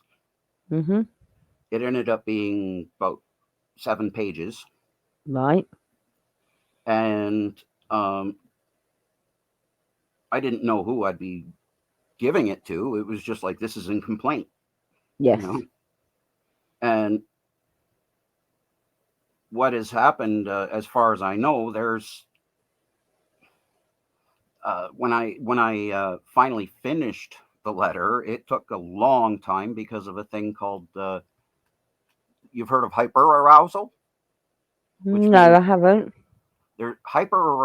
hyperarousal is when someone is um, like uber focused on something, Okay. Yeah. and like you're just woo woo woo woo, and like the energy's just going through the roof. Mm-hmm. Hypoarousal is the exact opposite. So every time I got to start writing this letter and actually doing something to write or even edit it, I'd fall asleep. Right. Okay. So after some time, in around January, I started actually writing the letter, I guess, is also when I started looking around on YouTube to something other than some of the medical videos I had to watch and things. Yeah. And finding that, that case was going on, and there's a couple channels were starting to be suggested, and it's like, I might watch that, but nah. And I never knew about live streams of any sort. I put the radio show thing on hold because of starting the day hospital. Yeah. And I've had to extend it, though Yeah. never have thought of actually not doing it again. So You that's plan on going back to it when your mind is in a better place. absolutely. Yeah. And what happened, what happened with that, I started actually trauma therapy, which it's continuing, and it's going to be finished in the next, probably by the end of the year. I don't know. Okay. And it's in 3 stages, and the second stage is apparently the hardest, because you're dealing with all the deep stuff, and kind of scraping open those core beliefs. Yeah. Open And up the old wounds. oh yes, but also learning how to deal with them if a trigger comes up, or at least how to deal with one thing or another along the way, and be a little more educated through a small group of like 5-6 people. Yeah. And a facilitator or two, and understanding the experiences between everyone is somewhat similar in their own way. And some of those odd things that, say whatever genre of whatever, that some of the minute details. Well, this is even new to a lot of the professionals. Yeah. Learning about this thing with the those personalities. Yes. And so, like, in some ways, like, I found out that this is somewhat of a pilot project, even though that they were planning on keeping it up in some way or another, Mm-hmm. because newer students are becoming in as doctors, and they've studied everything up to the minute. So some of the things that have happened, it took until I think the end of May, start of June, for me to finish that letter. Right. And when I finished it, I had actually sent a copy of it to one of the doctors to say, look, this is how it came out. Like, what do you think? Because in some way I'm complaining about colleagues of his Yes. and hers, because there were women too. Yeah. And that's where it's like, okay, well, yes, this has been happening, and this was your experience. Yeah. And So you were so, validated. yes. So I sent it in, and the right, just sent it in as an info kind of thing into their general email thing. I put something in to say, like, okay, I have this letter, and I don't want to just send it to anyone, so let's make sure that I'm sending it to the right, proper person. Yeah. And it got sent to the right people. I got contacted like within a day. Wow. And apparently what had happened with my letter, it had, because, well, let's back up a slight. Because this had been going on so long, the way so many people would leave that group, they were in such distress that everything coming out of them was so scrambled. Yeah. Because of me falling asleep all that time, and still going at the letter to get it done. Yeah. There was some time in there that stuff had come back, and I could put it in and whatever. it took that long to finish it. And when it got sent in, apparently it filled in pretty well every hole that they had been trying to figure out all these years. Right. All of a sudden, all these complaints were making more sense Yes. because I was rather descriptive. My best subject in school was English. So Right. at least that was working for me. And just recently, I found out that there was a major staff meeting called, and there's going to be some serious changes. So you did good.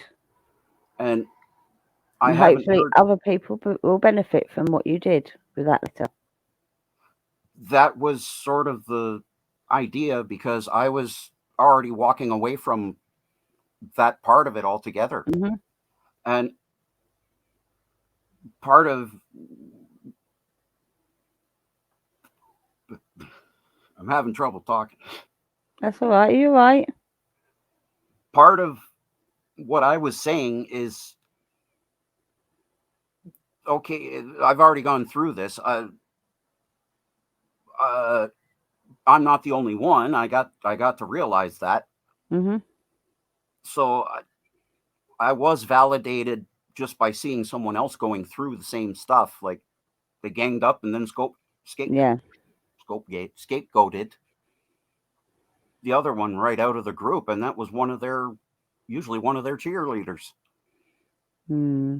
So like, okay, well, it's going to happen to one of their own. No wonder I'm going to see, rats jumping ship on this case kind of thing. Yeah. But even if one of their own isn't safe, then I know I'm not long for this group. Yeah. So I kind of did a trust test of my own, and found out that the facilitators were pretty well just allowing their behaviors to just continue Yeah. and not stopping it, and somewhat joining in the gaslighting by saying they're stopping the problem. Well, no, they're encouraging the problem. Yes. So uh, I'm not sure what's going to happen as far as that whole thing is concerned, but as far as I know, what they told me when they contacted me right away and said, yeah, this kind of fills in a lot of gaps that we've had for a very long time. And we're going to do something about it. And that was a few months ago, and they must have worked on it pretty quick if they're actually changing programs around. Yeah, it sounds like it. And So your letter did something good for other people. hope so. It sounds like it has. So let's finish off on a lighter note. Oh, So, nay, we've been going nearly 2 hours. oh, geez. Well, Time flies. the So, and that's something that a frog says in the swamp. Time is fun when you're eating flies. aye. So your humour is very unique. We see a lot of you when there's a conversation going on, you'll throw in record or lyrics quite often that associate with the conversation that's going on. You're very clever at that. You're very knowledgeable. Well, But there's a few people that encourage that in the chat, like yeah, there's Billie Jean, and yeah, I know that. Well, even sometimes you guys on screen, you're coming up with stuff, so it's like yeah. it sort of it tickles the ADHD mind. We enjoy it. We enjoy it because you're very knowledgeable and you come up with some very unique things. And it's like, oh, not heard of that before.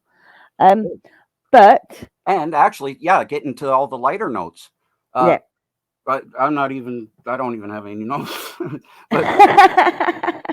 But getting to where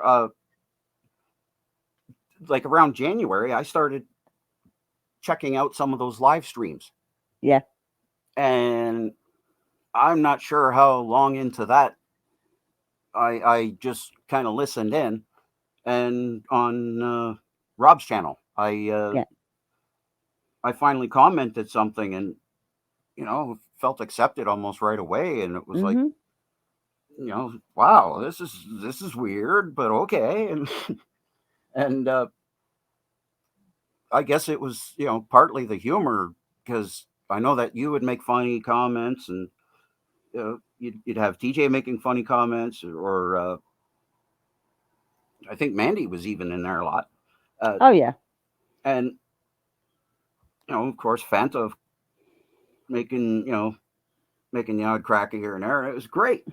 I was enjoying that, and I'm not exactly sure how. Oh, because what I'm doing now um, was started by me sending an email to you, and Mhm. saying, like, you know I don't know why, but I think I can trust you, and uh, Bizarrely. Don't know why. and but that was like, for me, like, this is, I don't know why, but I think I can trust you, and I said a bunch of stuff that I wouldn't even say here, Yep. and really, there this whole thing has been sort of like my experiment in coming back to being social in any shape, way, or form. Yeah. And this is where I'm learning to at least watch my step in some ways where I really need to. And the whole thing that I had mentioned, I think it probably came a little after, but it was like, would you want to hear sort of like a fake radio show? I think I asked you that, and Mhm. pretty well you were like, yeah, sure. And I'm like, okay, well, if you got a list of songs, good, send them over. I'll work off of that. And I sent you a very long list. oh yeah, but I mean, th- that's exactly what I needed. A very So long eclectic list. yes, and I that started me on getting everything, like, rewired, set up, and adjusting turntables, getting microphone properly in place, and finding the right chair to go in the spot, and um, setting it up so that I don't have to assemble it like I did the last time, and I could do it a little more live. Yeah. And so I've pre-mixed a couple things so that I can get started and get running, but for the most part, I'm going to be trying to do this all with two turntables, CD, computer, and cassette. Cool. And hopefully, if I have the thing set up in time, I'll be recording it all at first on cassettes Yeah. and then transfer it digital. Okay. Sounds weird, but that's there's a gimmick in there for the show. And Right. Okay. actually, once I get the thing ready to go, an old reel-to-reel player or recorder, Yeah.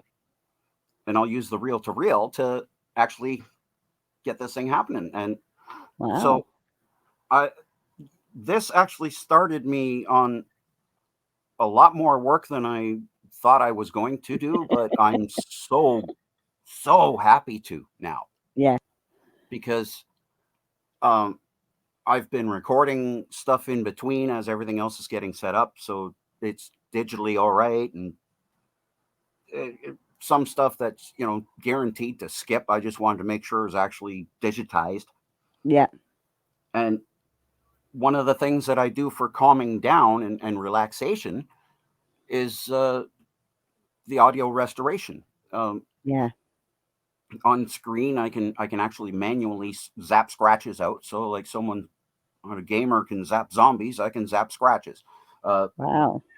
And I can be sitting relaxing, you know, maybe during a stream, and I'm zapping scratches at the same time. But now that I got a VHS player working, of all things, uh, I'm actually, able to watch movies and stuff again. Yeah. So I got a movie on, and I'm zapping scratches while the movie's on, and Wow. this, you know, sort of reverting backwards in a couple ways to go forwards, because Yeah. I started learning guitar 6 years ago. I always wanted to, Mhm. and one came available, so I started lessons. And one of the things as I was growing up, I did want the lessons, but I was always told, well, at least once or twice, I was told that the money's going to the siblings' activities, Yeah. so Can't afford it. can't afford it. So you know, I finally started doing it, and took lessons for the better part of like half a year, and then just been on my own with it since. And I'm able to jam with some records and made up a couple songs, and they're about my past, but at least they're more in a funny vein. Mhm. Um, and one of them, it was a saying that my grandfather used to say, and you think your shit don't stink, your farts will give you away. So Mhm. I I thought, well, that's a hell of a thing for a lyric. So I wrote a thing called "They'll Give You Away," and generalized like the stuff about some politicians or whatever. But then it came to me like about those last three girlfriends, Mhm.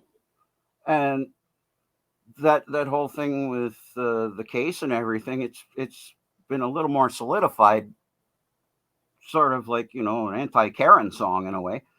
But Yeah. I can joke about myself here, Mhm. and there's a like a anti-Karen song that I'm writing, but I'm adding Darren as the male Okay. Karen, because sometimes if I am triggered, it seems like I'm having one of those moments. It can seem, Yeah. and so even though for me it's a dead serious subject, uh, Mhm. why not put my own name in there for the humor of it? You know, Yeah. Why not? Why not? so It rhymes with Karen, so why not?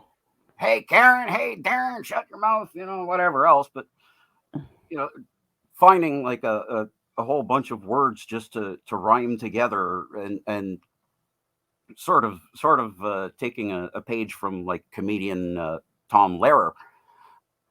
Yeah, he'd rhyme like a whole bunch of words just in one line, never mind like two lines. Right. So I've had some fun with that, and you know just need to come up with some chords. I've come up with some some pretty funny verses and things. And the other one, they'll give you away, like it was about ex-girlfriends, and some of the strange weird shit that they tended to do, that well they think that they're getting away with something, and this really stinks. Yeah. And really, I could probably just rewrite that, the lyrics to that tons of times over, but I don't want to. No. And You're happy with how it is.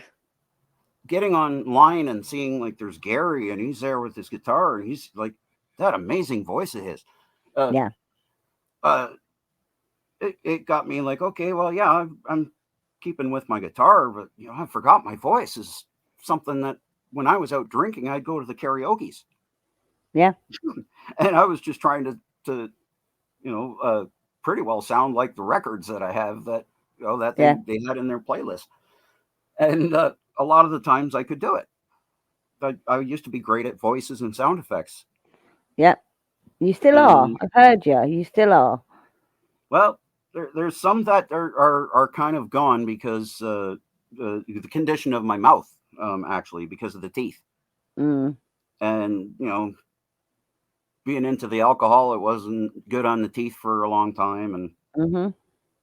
any cavities I did have, the fillings fell out long ago, and then they just went from there. So Yeah. um, so there's a lot of sounds that are sort of lost just because of that. But there are some that I'm getting back into doing, and that's just I used to talk in sound effects at times. Mm-hmm. Uh, if I couldn't describe something, then I'd do the sound effect for it because I'm not thinking of the word, but at least I can think of the what is that thing, you know? Yeah. And oh yeah, brain fart, right? So going from that and actually having a proper laugh about it instead of well, you know, well, anyway, that's something that I started catching myself doing again, Yeah. and just some of those silly things. Being able to write a comment into the chat is more my pace because I always the way I used to put it was I was the class clown's writer. Right. Um, I was not the popular kid, Yeah. definitely not, but I know for a fact lots of times I'd mumble something and it was just a smart ass comment of some sort. Someone else would say it out loud and the whole class would erupt. Yeah. And like I kind of got down about that, but then I realized, wait a second, that's actually pretty cool. It just takes me a minute to come up with it. Yeah. Yeah. Yeah. So, um, you know, one of the things you mentioned bucket lists and stuff like that. Yeah. One of them was to get up and try and do stand up myself. That'd be great. So what Well, else would be on your bucket list? So we have 3 items on the bucket list. well, that's actually been checked off Oh, wow. because when we like with the whole shutdown thing, there was a small opening there for a little while that we Yeah. had, and there was a comedy open mic that was going at this one place, and I just happened to come up after a few hecklers were I don't know booted out or walked out, but I went outside to relax and calm down before I go up on stage, and apparently these hecklers decided like that's it, we're out of here, and they left. I come back in and go up on and I do that song they'll give you away. It's you know and the crowd was right into that, and I did some jokes and stuff before, but I was actually having a great time with it and did that song, and because of those hecklers all being women, Mhm. the song that I did pretty well, like the crowd kind of thought it was about them. Very So apt. Very apt for the moment. I didn't know that because I was outside when it happened. So I thought So like, oh geez, I thought I did awesome with the song. Like, man, they really loved it. And then someone told me what happened. So I thought that was great. And it perfect timing. it taught me to remember, like, okay, well, sometimes that funny stuff it can be used in a right way, Yeah. because I'll say, like, those relationships were painful, Yeah. and those things that I actually wrote into the song were rather ugly. And Yeah. uh, if it's something that I kind of made into something that makes other people snicker, laugh, whatever, great. And I got invited, like I was saying, I got invited to this barbecue. It was at an uncle's place, and usually they don't listen to music or like the arts of any sort. They're all into sports, and I'm not. Yeah. And at this barbecue, my uncle, he's seeing me with the guitar, just because it's sort of like a security blanket in a way. It calms my Yeah. anxiety right down to nothing. And he just said, "Hey, you were here before, and you did that one song that you did a few songs, and they were pretty funny. Why don't you can you pipe up and do a couple?" And I'm like, what? What? Yeah. Okay.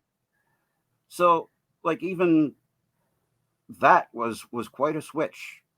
And this whole thing with the therapy has been coming up helpful because the timing has been great because I've been getting to know so many of you in the chat and Yeah. in on your channel, I should say.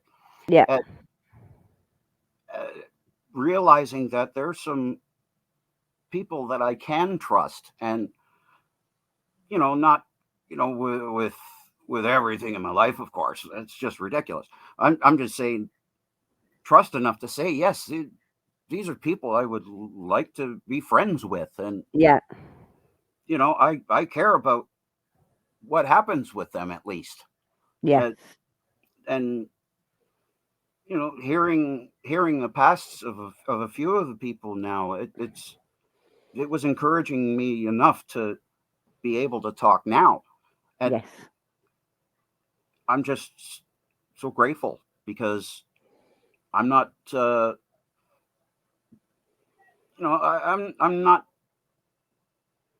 I'm not completely out of the woods as far as all this therapy and stuff goes, but at least I am actually on the right track. I think that's the right way to put it.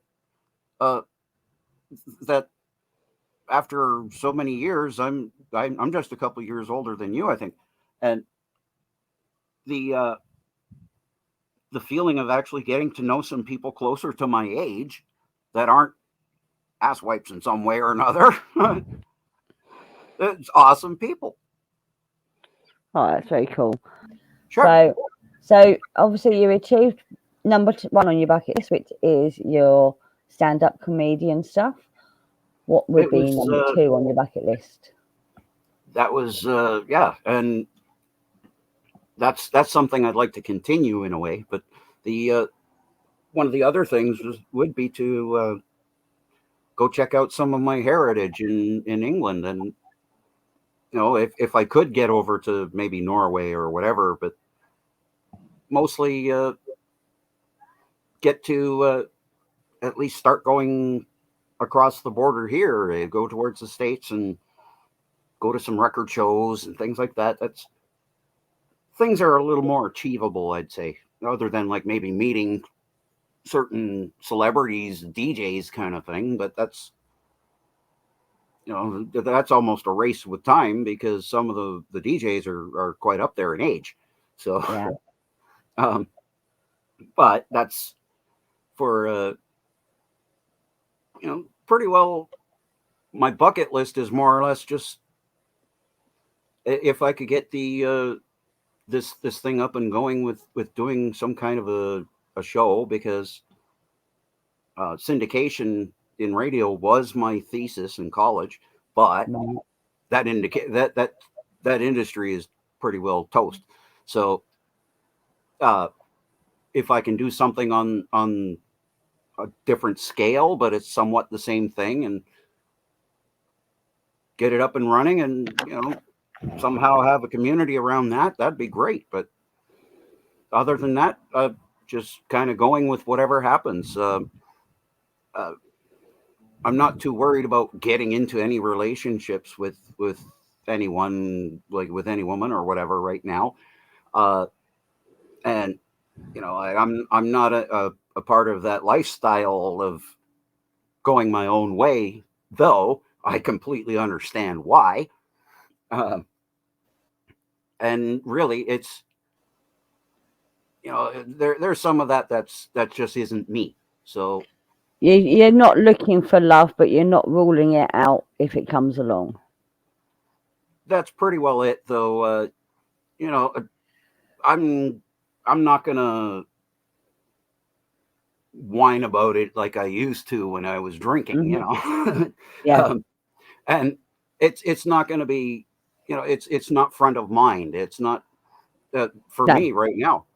The best for me is being able to joke and get along with women and trust more women in my life again, because that was something that was seriously cut, and it's not going to happen. This time it's more of a, I'm learning now that there are certain times I got to watch myself and not let everything out. Yeah. Completely understand that.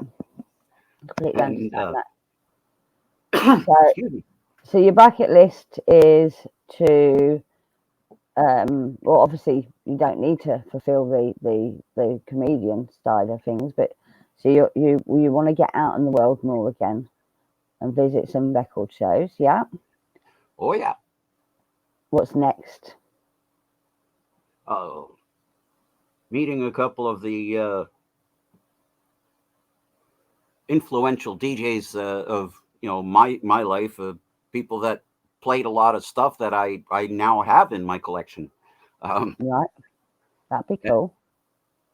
And like I said, a couple of them are up there in age. Like even Dr. Demento, he's in his 80s now.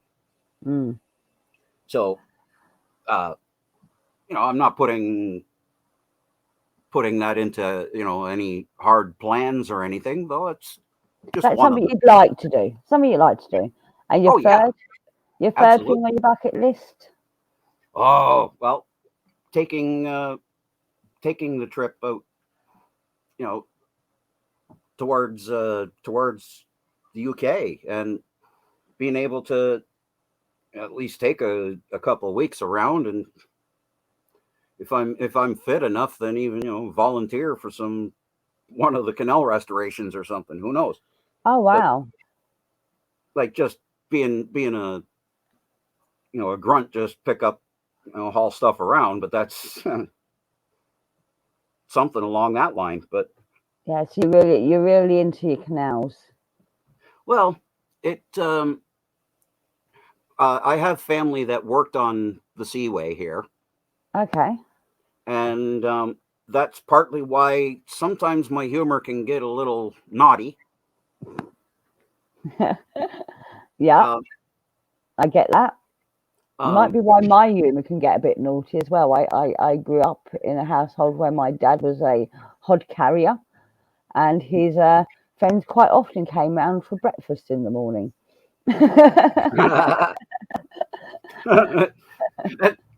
and that's it's the kind of humor I grew up around. Like my grandfather was always telling jokes, and you know Hmm.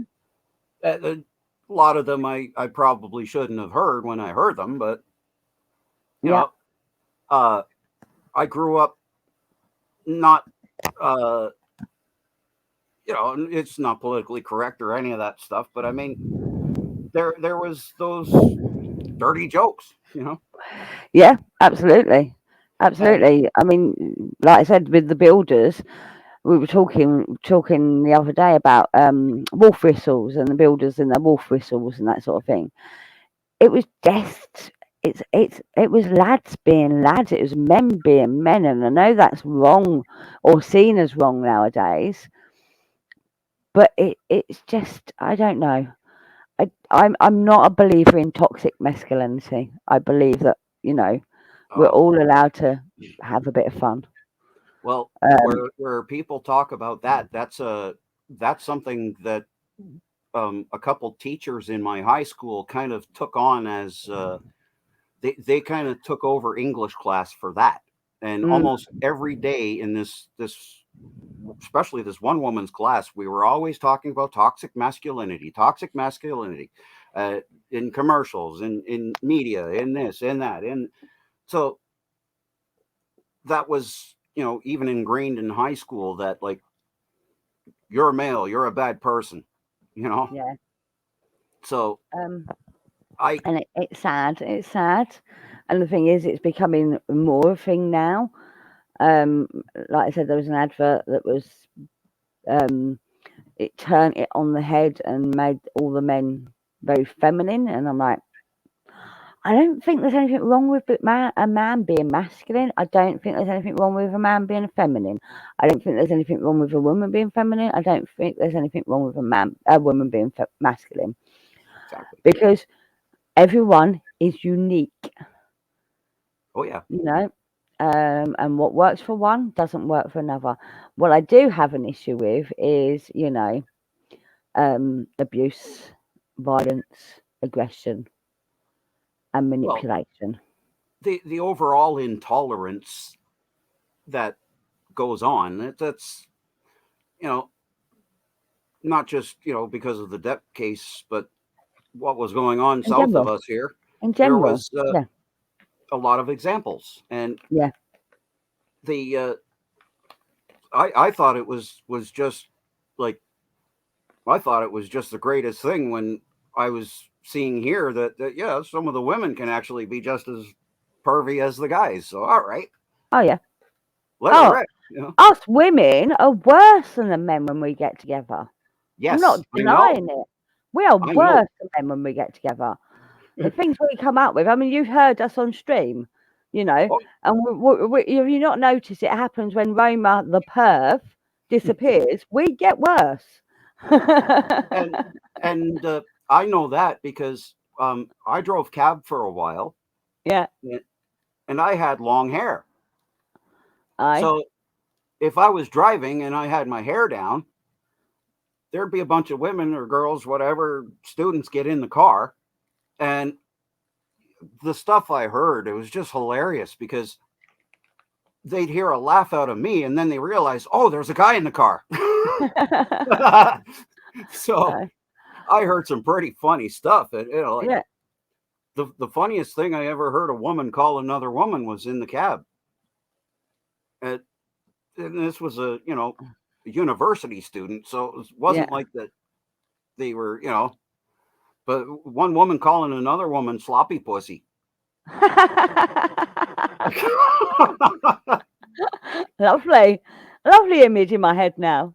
Like, as Lovely in soon my as head. I heard that, I start laughing, and then you should have heard the gasps out of the back seat because I forgot it was a guy driving. Yeah. So, and and you know, I just think that's yeah. Well, guys did it for so long. It's about time women did it. but we do. But we've always done it. We've just been a bit less obvious about it, I think. And my mum, I heard some of the things that my mum came out with, and I'm like, Mum, it's disgusting. Behave.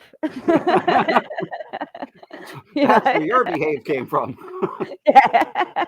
Well, I'm sure she said it to me as well. No, she didn't. She just gave me a clip round the ear roll. Oh, well, one show I used to listen to, and it was these two brothers, and they called that the dope slap. The kind of slap that they would get in church from their father or something, thinking they couldn't, you Yeah. know, cuff on the back of the head.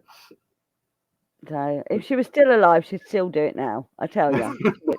She really would. Well, there was a couple of my aunts that they wouldn't do it around me because I was a little kid, but I got to hear it Yeah. because I'd be sent to bed or something. I'd hear it, but you know, a couple of my aunts had no problem telling any of the guys to F off or Yeah. Oh, absolutely. So, tell all the jokes and stuff. But I was brought up in a very, I would say, matriarchal household. And my dad was outnumbered. It was him, his wife, and 4 daughters. ouch. Ouch. So, you know, he never Well, stood a chance, really, did he? well, it's kind of the same with like there was 4 of us in the house, and I don't know if my mom could handle 3 guys. Yeah, exactly. So, but yeah, no, and I do believe that women can be just as strong as men in all ways. Maybe not physically, but definitely mentally and all that lot. But let's not get back to that because we had that Oh all no, the other day that with that's a Roma's conversation that I don't even want to have. I you don't want to go there know. because So, but yeah, no, I just it's strange. Okay, so let's go on to I always come up with this one. It's Desert Island Discs. Have you got 3 records, songs that you would choose to take to a desert island with you? They're the only songs you'd ever be able to listen to while you were there. for me that's like virtually impossible. I have probably like somewhere around 15,000 records, so Yeah, that's just records. That's not CDs, cassettes, and you know anything else. So for me, I've come up with this answer that usually just comes out. Someone asks me that it's I don't have a favorite single, but I don't have a single favorite because uh, whatever I'm listening to is usually my favorite at that moment. That's a cheap And answer. it might be for in some cases though. You consider maybe one album could have 10 songs on it, Yeah, and you multiply that by 15,000 and it's a lot of plus. songs to choose from. So there's like there can be a bunch of songs that I might kind of have on a not a replay, but I'll just listen to it a few times and then okay, I can put that song down for a while or whatever. Hmm. And usually my favorite is the one spinning because I've had this song in my mind and I gotta not just get it out of my mind, but I want to hear it. So and if I have It's it, still a then cheat. It's still a cheat answer, but I will let you off. well, um, imagine talking to a comic book collector and Yeah, asking them like, okay, well, what is your all time favorite if you have like thousands of comics? yeah. What's your favorite minor character? To be You know, fair, I'm and I'm you'd be gonna admit it. I can't choose 3 songs either. it, there. There's a lot of them. You know, Yeah, there's a lot of them. There's and a lot of them. I could be all happy to hear something by Pantera, which is like quite heavy, but then Hmm. on another hand, I'd be happy to hear some of the 1930s jazz that I have on 78s. So Okay. Okay, and so I'm going to change it up a bit for you because I know I knew it was going to be a difficult one for you to answer and probably an impossible one to answer. So I'm going to ask you if you could have a conversation with one person, who would it be? ooh, well, that that might depend, like if it's if it's supposed to be a famous person or not. Whoever, whoever. Um, like because if it's a famous person, there's a few in mind, but that would be a matter of alive or dead. But Doesn't matter. um, I would like to have a chat with my dad again, but Good answer. there's there's a lot of things through artists of different types that I've gotten influence from. So Hmm. there would be a couple different artists as well that could be on that list. Um, Someone like Frank Zappa that I was introduced to in high school by an English teacher. Uh, the um, I'm a big fan of Shel Silverstein, who's known as a children's writer as well as a cartoonist, and he wrote tons of hit songs for people like Dr. Hook and Johnny Cash and Bobby Bear and a handful of others, including his own. Dr. Hook and the Medicine Show. Like, he wrote their first 3 albums, and he was multifaceted because he started out as a cartoonist for Playboy, Oh and wow. and he was creating every day in one way or another, and some of his stuff is seriously intended for adults, and then like how many people know Where the Sidewalk Ends? That's one of his famous books, and Oh wow. children's poetry. In the 80s, he got known for that. So you know it's he'd be one of them, but there's several others. Like if it was someone alive, maybe Mel Brooks, you know, Mm. uh, maybe Dick Cavett. I don't know, So you've got a dinner party going on here. more or less, because Yeah. there's so many like comedians and like people like I was saying, all those DJs that I would really love to chat with, but Hmm. there it's some of it's achievable, some of it's probably not. So that's why I don't put absolutes on my bucket list, because well, it might happen, might not. I don't need to be disappointed by it. No, And no. without expectation, then there's really no need for disappointment. Yeah, see, top of my bucket list is to see the Northern Lights. And it's achievable. It is achievable, but it may never happen. Well, you never know, because apparently even off the north of your continent, you could actually possibly see some of it. Yeah. But So. how far into the North Sea can you travel? I guess. Yeah. So, and it is achievable, and one day it may happen. But if it doesn't happen, I'm not gonna die sad over it. Does that make sense? Yep. Yeah. And like even with this thing that I'm pretty well setting up bit by bit, and even with practicing and all that, it's something I wanted to do as a career for my life, and now it's like I want to do it just for the enjoyment of doing it. Yeah. Yeah. And being able to pick up on the chords of a song and play along with it, that's a new one for me. Mm-hmm. All these new experiences in my mid later 40s now, so it's like, damn. It's not like life sucks, get used to it. It's life sucks, but I'm already kind of used to it, but I'm getting into a better state where I'm doing stuff that I can enjoy a little better, and by some chance maybe I'll be able to eventually make a living at something that comes out. Yeah. Absolutely. And someone multifaceted that like Shel Silverstein was an influence for me that way, that you can actually branch out to do more than just one thing. Yeah.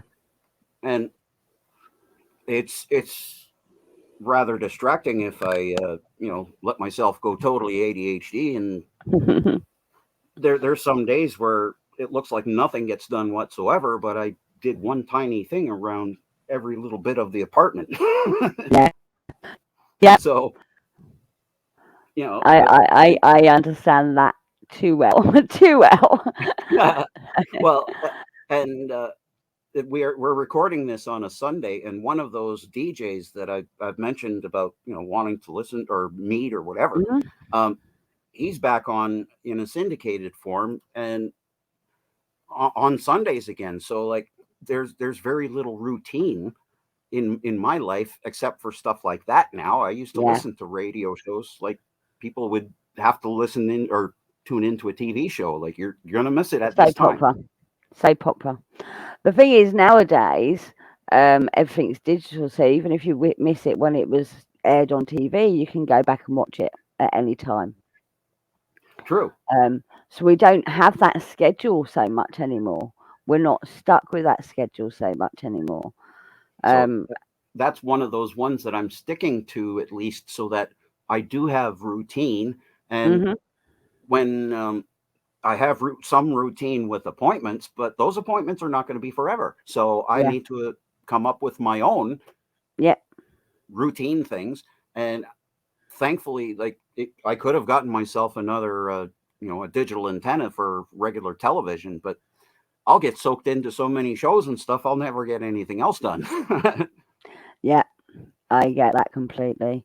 So I'll just So get into albums. I can play yeah. 20 minutes, I get something done, and another But 20 minutes, I get another side. you can work while you're listening, can't you? Whereas when you're sat in front of a TV, you're sat in front of a TV That's and it. nothing gets done. Bit like me on YouTube. I sit there and I'm talking on YouTube and I'm like looking around me going, I should be doing that really. Well, But but I'm a bit busy at the moment. well, that's it. Uh, if I'm not on, if I'm on chat, then sometimes I get so stuck just thinking up funny something weird or whatever, and I type it in, and that the subject matter goes all over the place. Partly because I'm all over the place sometimes. And there's other times where I'm sitting there and I'm working on either the computer or scrubbing records or something at the same time, and still being able to throw in a comment. Now and again. So, you see, you're listening, and then you'll be doing whatever you're doing. You're listening, and then someone says something. You're like, I've got a good comment for that. And then you stop doing what you're doing and type it in. And then just pick right up where I left off, you know. Yeah. And sometimes, you know, it's like, well, this one's going to take a little longer, so all right, put the records down for a second. Got to pick them back up. That's the thing. Yeah, that's the thing, isn't it? Right. So I'm going to finish off here, but before we finish off, what people don't know is we had a little discussion partway through this, and I asked you if you'd be willing to play your song that you wrote, and you have agreed to do that. So are you ready? Is your guitar tuned, and are you ready to play us your song? Yes, and I'll try and do a cleaner version here. No, you don't need to. It's my channel. It don't have to be clean. Well, because I wrote a few versions of it, but one was sort of like, well, if I'm doing it at an open mic, there might be kids around. Right. So I wrote it slightly censored, but it's okay. Never mind. Go on, go ahead. Take it away. Okay, setting myself up to play here. Moving this record crate out of the way. You can hear a thump. There we go.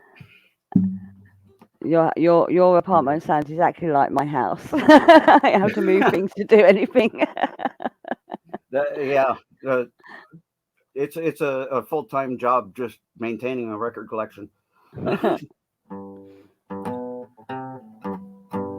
Okay.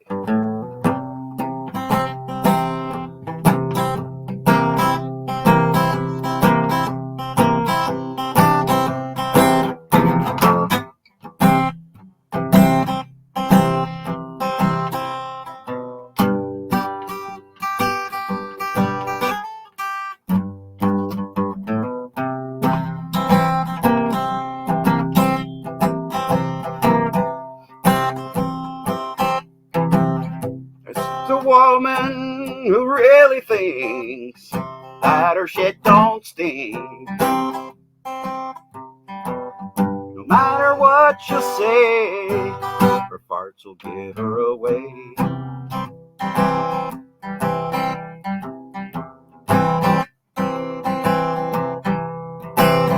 girl's born of cheap and tack, thought her sight was her only lack. Learned she wasn't one to trust. She's boarding drivers of the transit bus.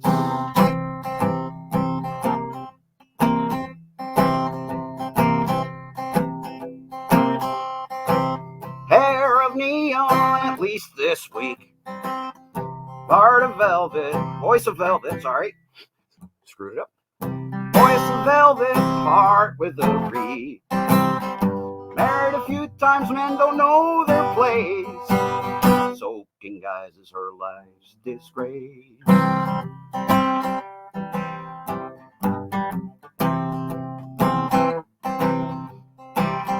There's people who really think that their shit don't stink.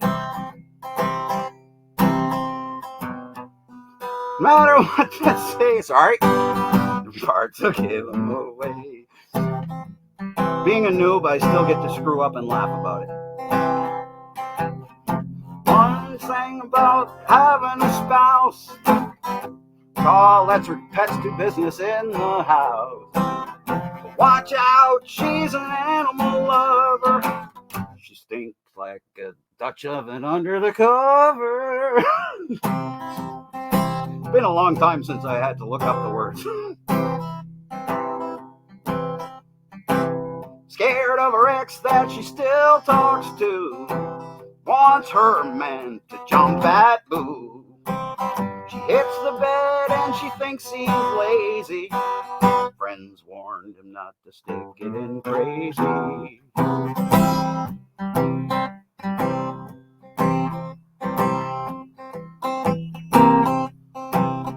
One says, I'm a girl, you can't talk this way. Keep that ugly truth under your hat. I'm screwing up. Let me start that verse again. It's all right. You're doing fine. You're doing fine.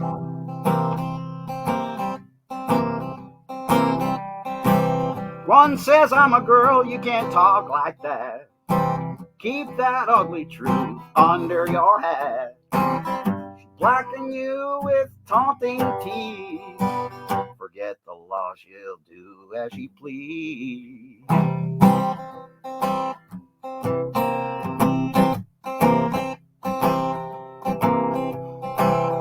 There she goes with her head held high, ring in her nose, tramp stamps down her thigh. Love in her heart is really unscrewed. That's why she'll tool down any old dude.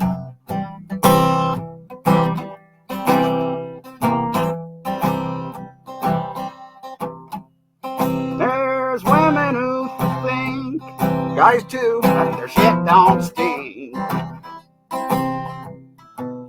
No matter what they do or say, their farts will give them away. Their farts will give them away. Their farts will give them away.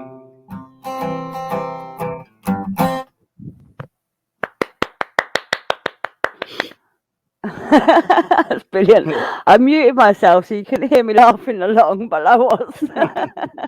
Well, like I said, I'm not used to playing out loud to other people, so it still every once in a while I screw up, but at least I have a blast with, because one of the things I found is if I do screw up, it's a weird tick that I have that I might blurt something out. And usually it's something self-depreciating, but it's not like I'm really putting myself down. It's more like, oh, I really stepped in that one, Yeah. It's more like acknowledging it and then just go on with it anyway. Yeah, you did excellent. It was fantastic. Thank you for sharing that with us. And it's that was because of an arts group that I got to join, and they had a little songwriting thing. So it's like, okay, well, what do I talk about? And I didn't want to do anything too serious because I just didn't want to be bringing myself down. Yeah. And someone said, well, write about something that's happened recently. It's like, I don't want to do that. So, in a way, I started doing that and came up with some of that, but all of that happened, and in one way or another, and it's like, it's not the exact same person on each one, but yeah, these are all, these are just some of those traits that I ended up realizing, like, oh, geez, I really have to watch out for that. I have to be very careful of how I approach not just any person, but some of these personalities that might be a little too toxic for me, especially just at this, in this time, just at the moment. While you're healing still. Yes, and the work will continue, and it's not like it's going to end really ever. Everyone's life is like school. It's never going to stop. No, it's always you're always learning something new every day. It's a ups and downs and roundabouts and ins and outs and all that sort of shit. It's it's a matter of riding the roller coaster without standing up. Yeah. So, but anyway, I'm gonna end it. Thank you for joining me. It's been very interesting to get to know you a bit better, and I hope other people have learned a lot more about you. If anything, I kind of hope that, like, if someone else is going through a lot of the same things, my heart goes out to you, but also there is a way to get through it. Yeah. And you're on that road, and you're nearing the end of the tunnel. This is thanks to, not just you, Hen, but several people in your chat that show up on your channel. And yeah, there's light at the end of the tunnel, and it's not a train. Yeah. Thank you again for joining me, and it's been a blast. Thank you.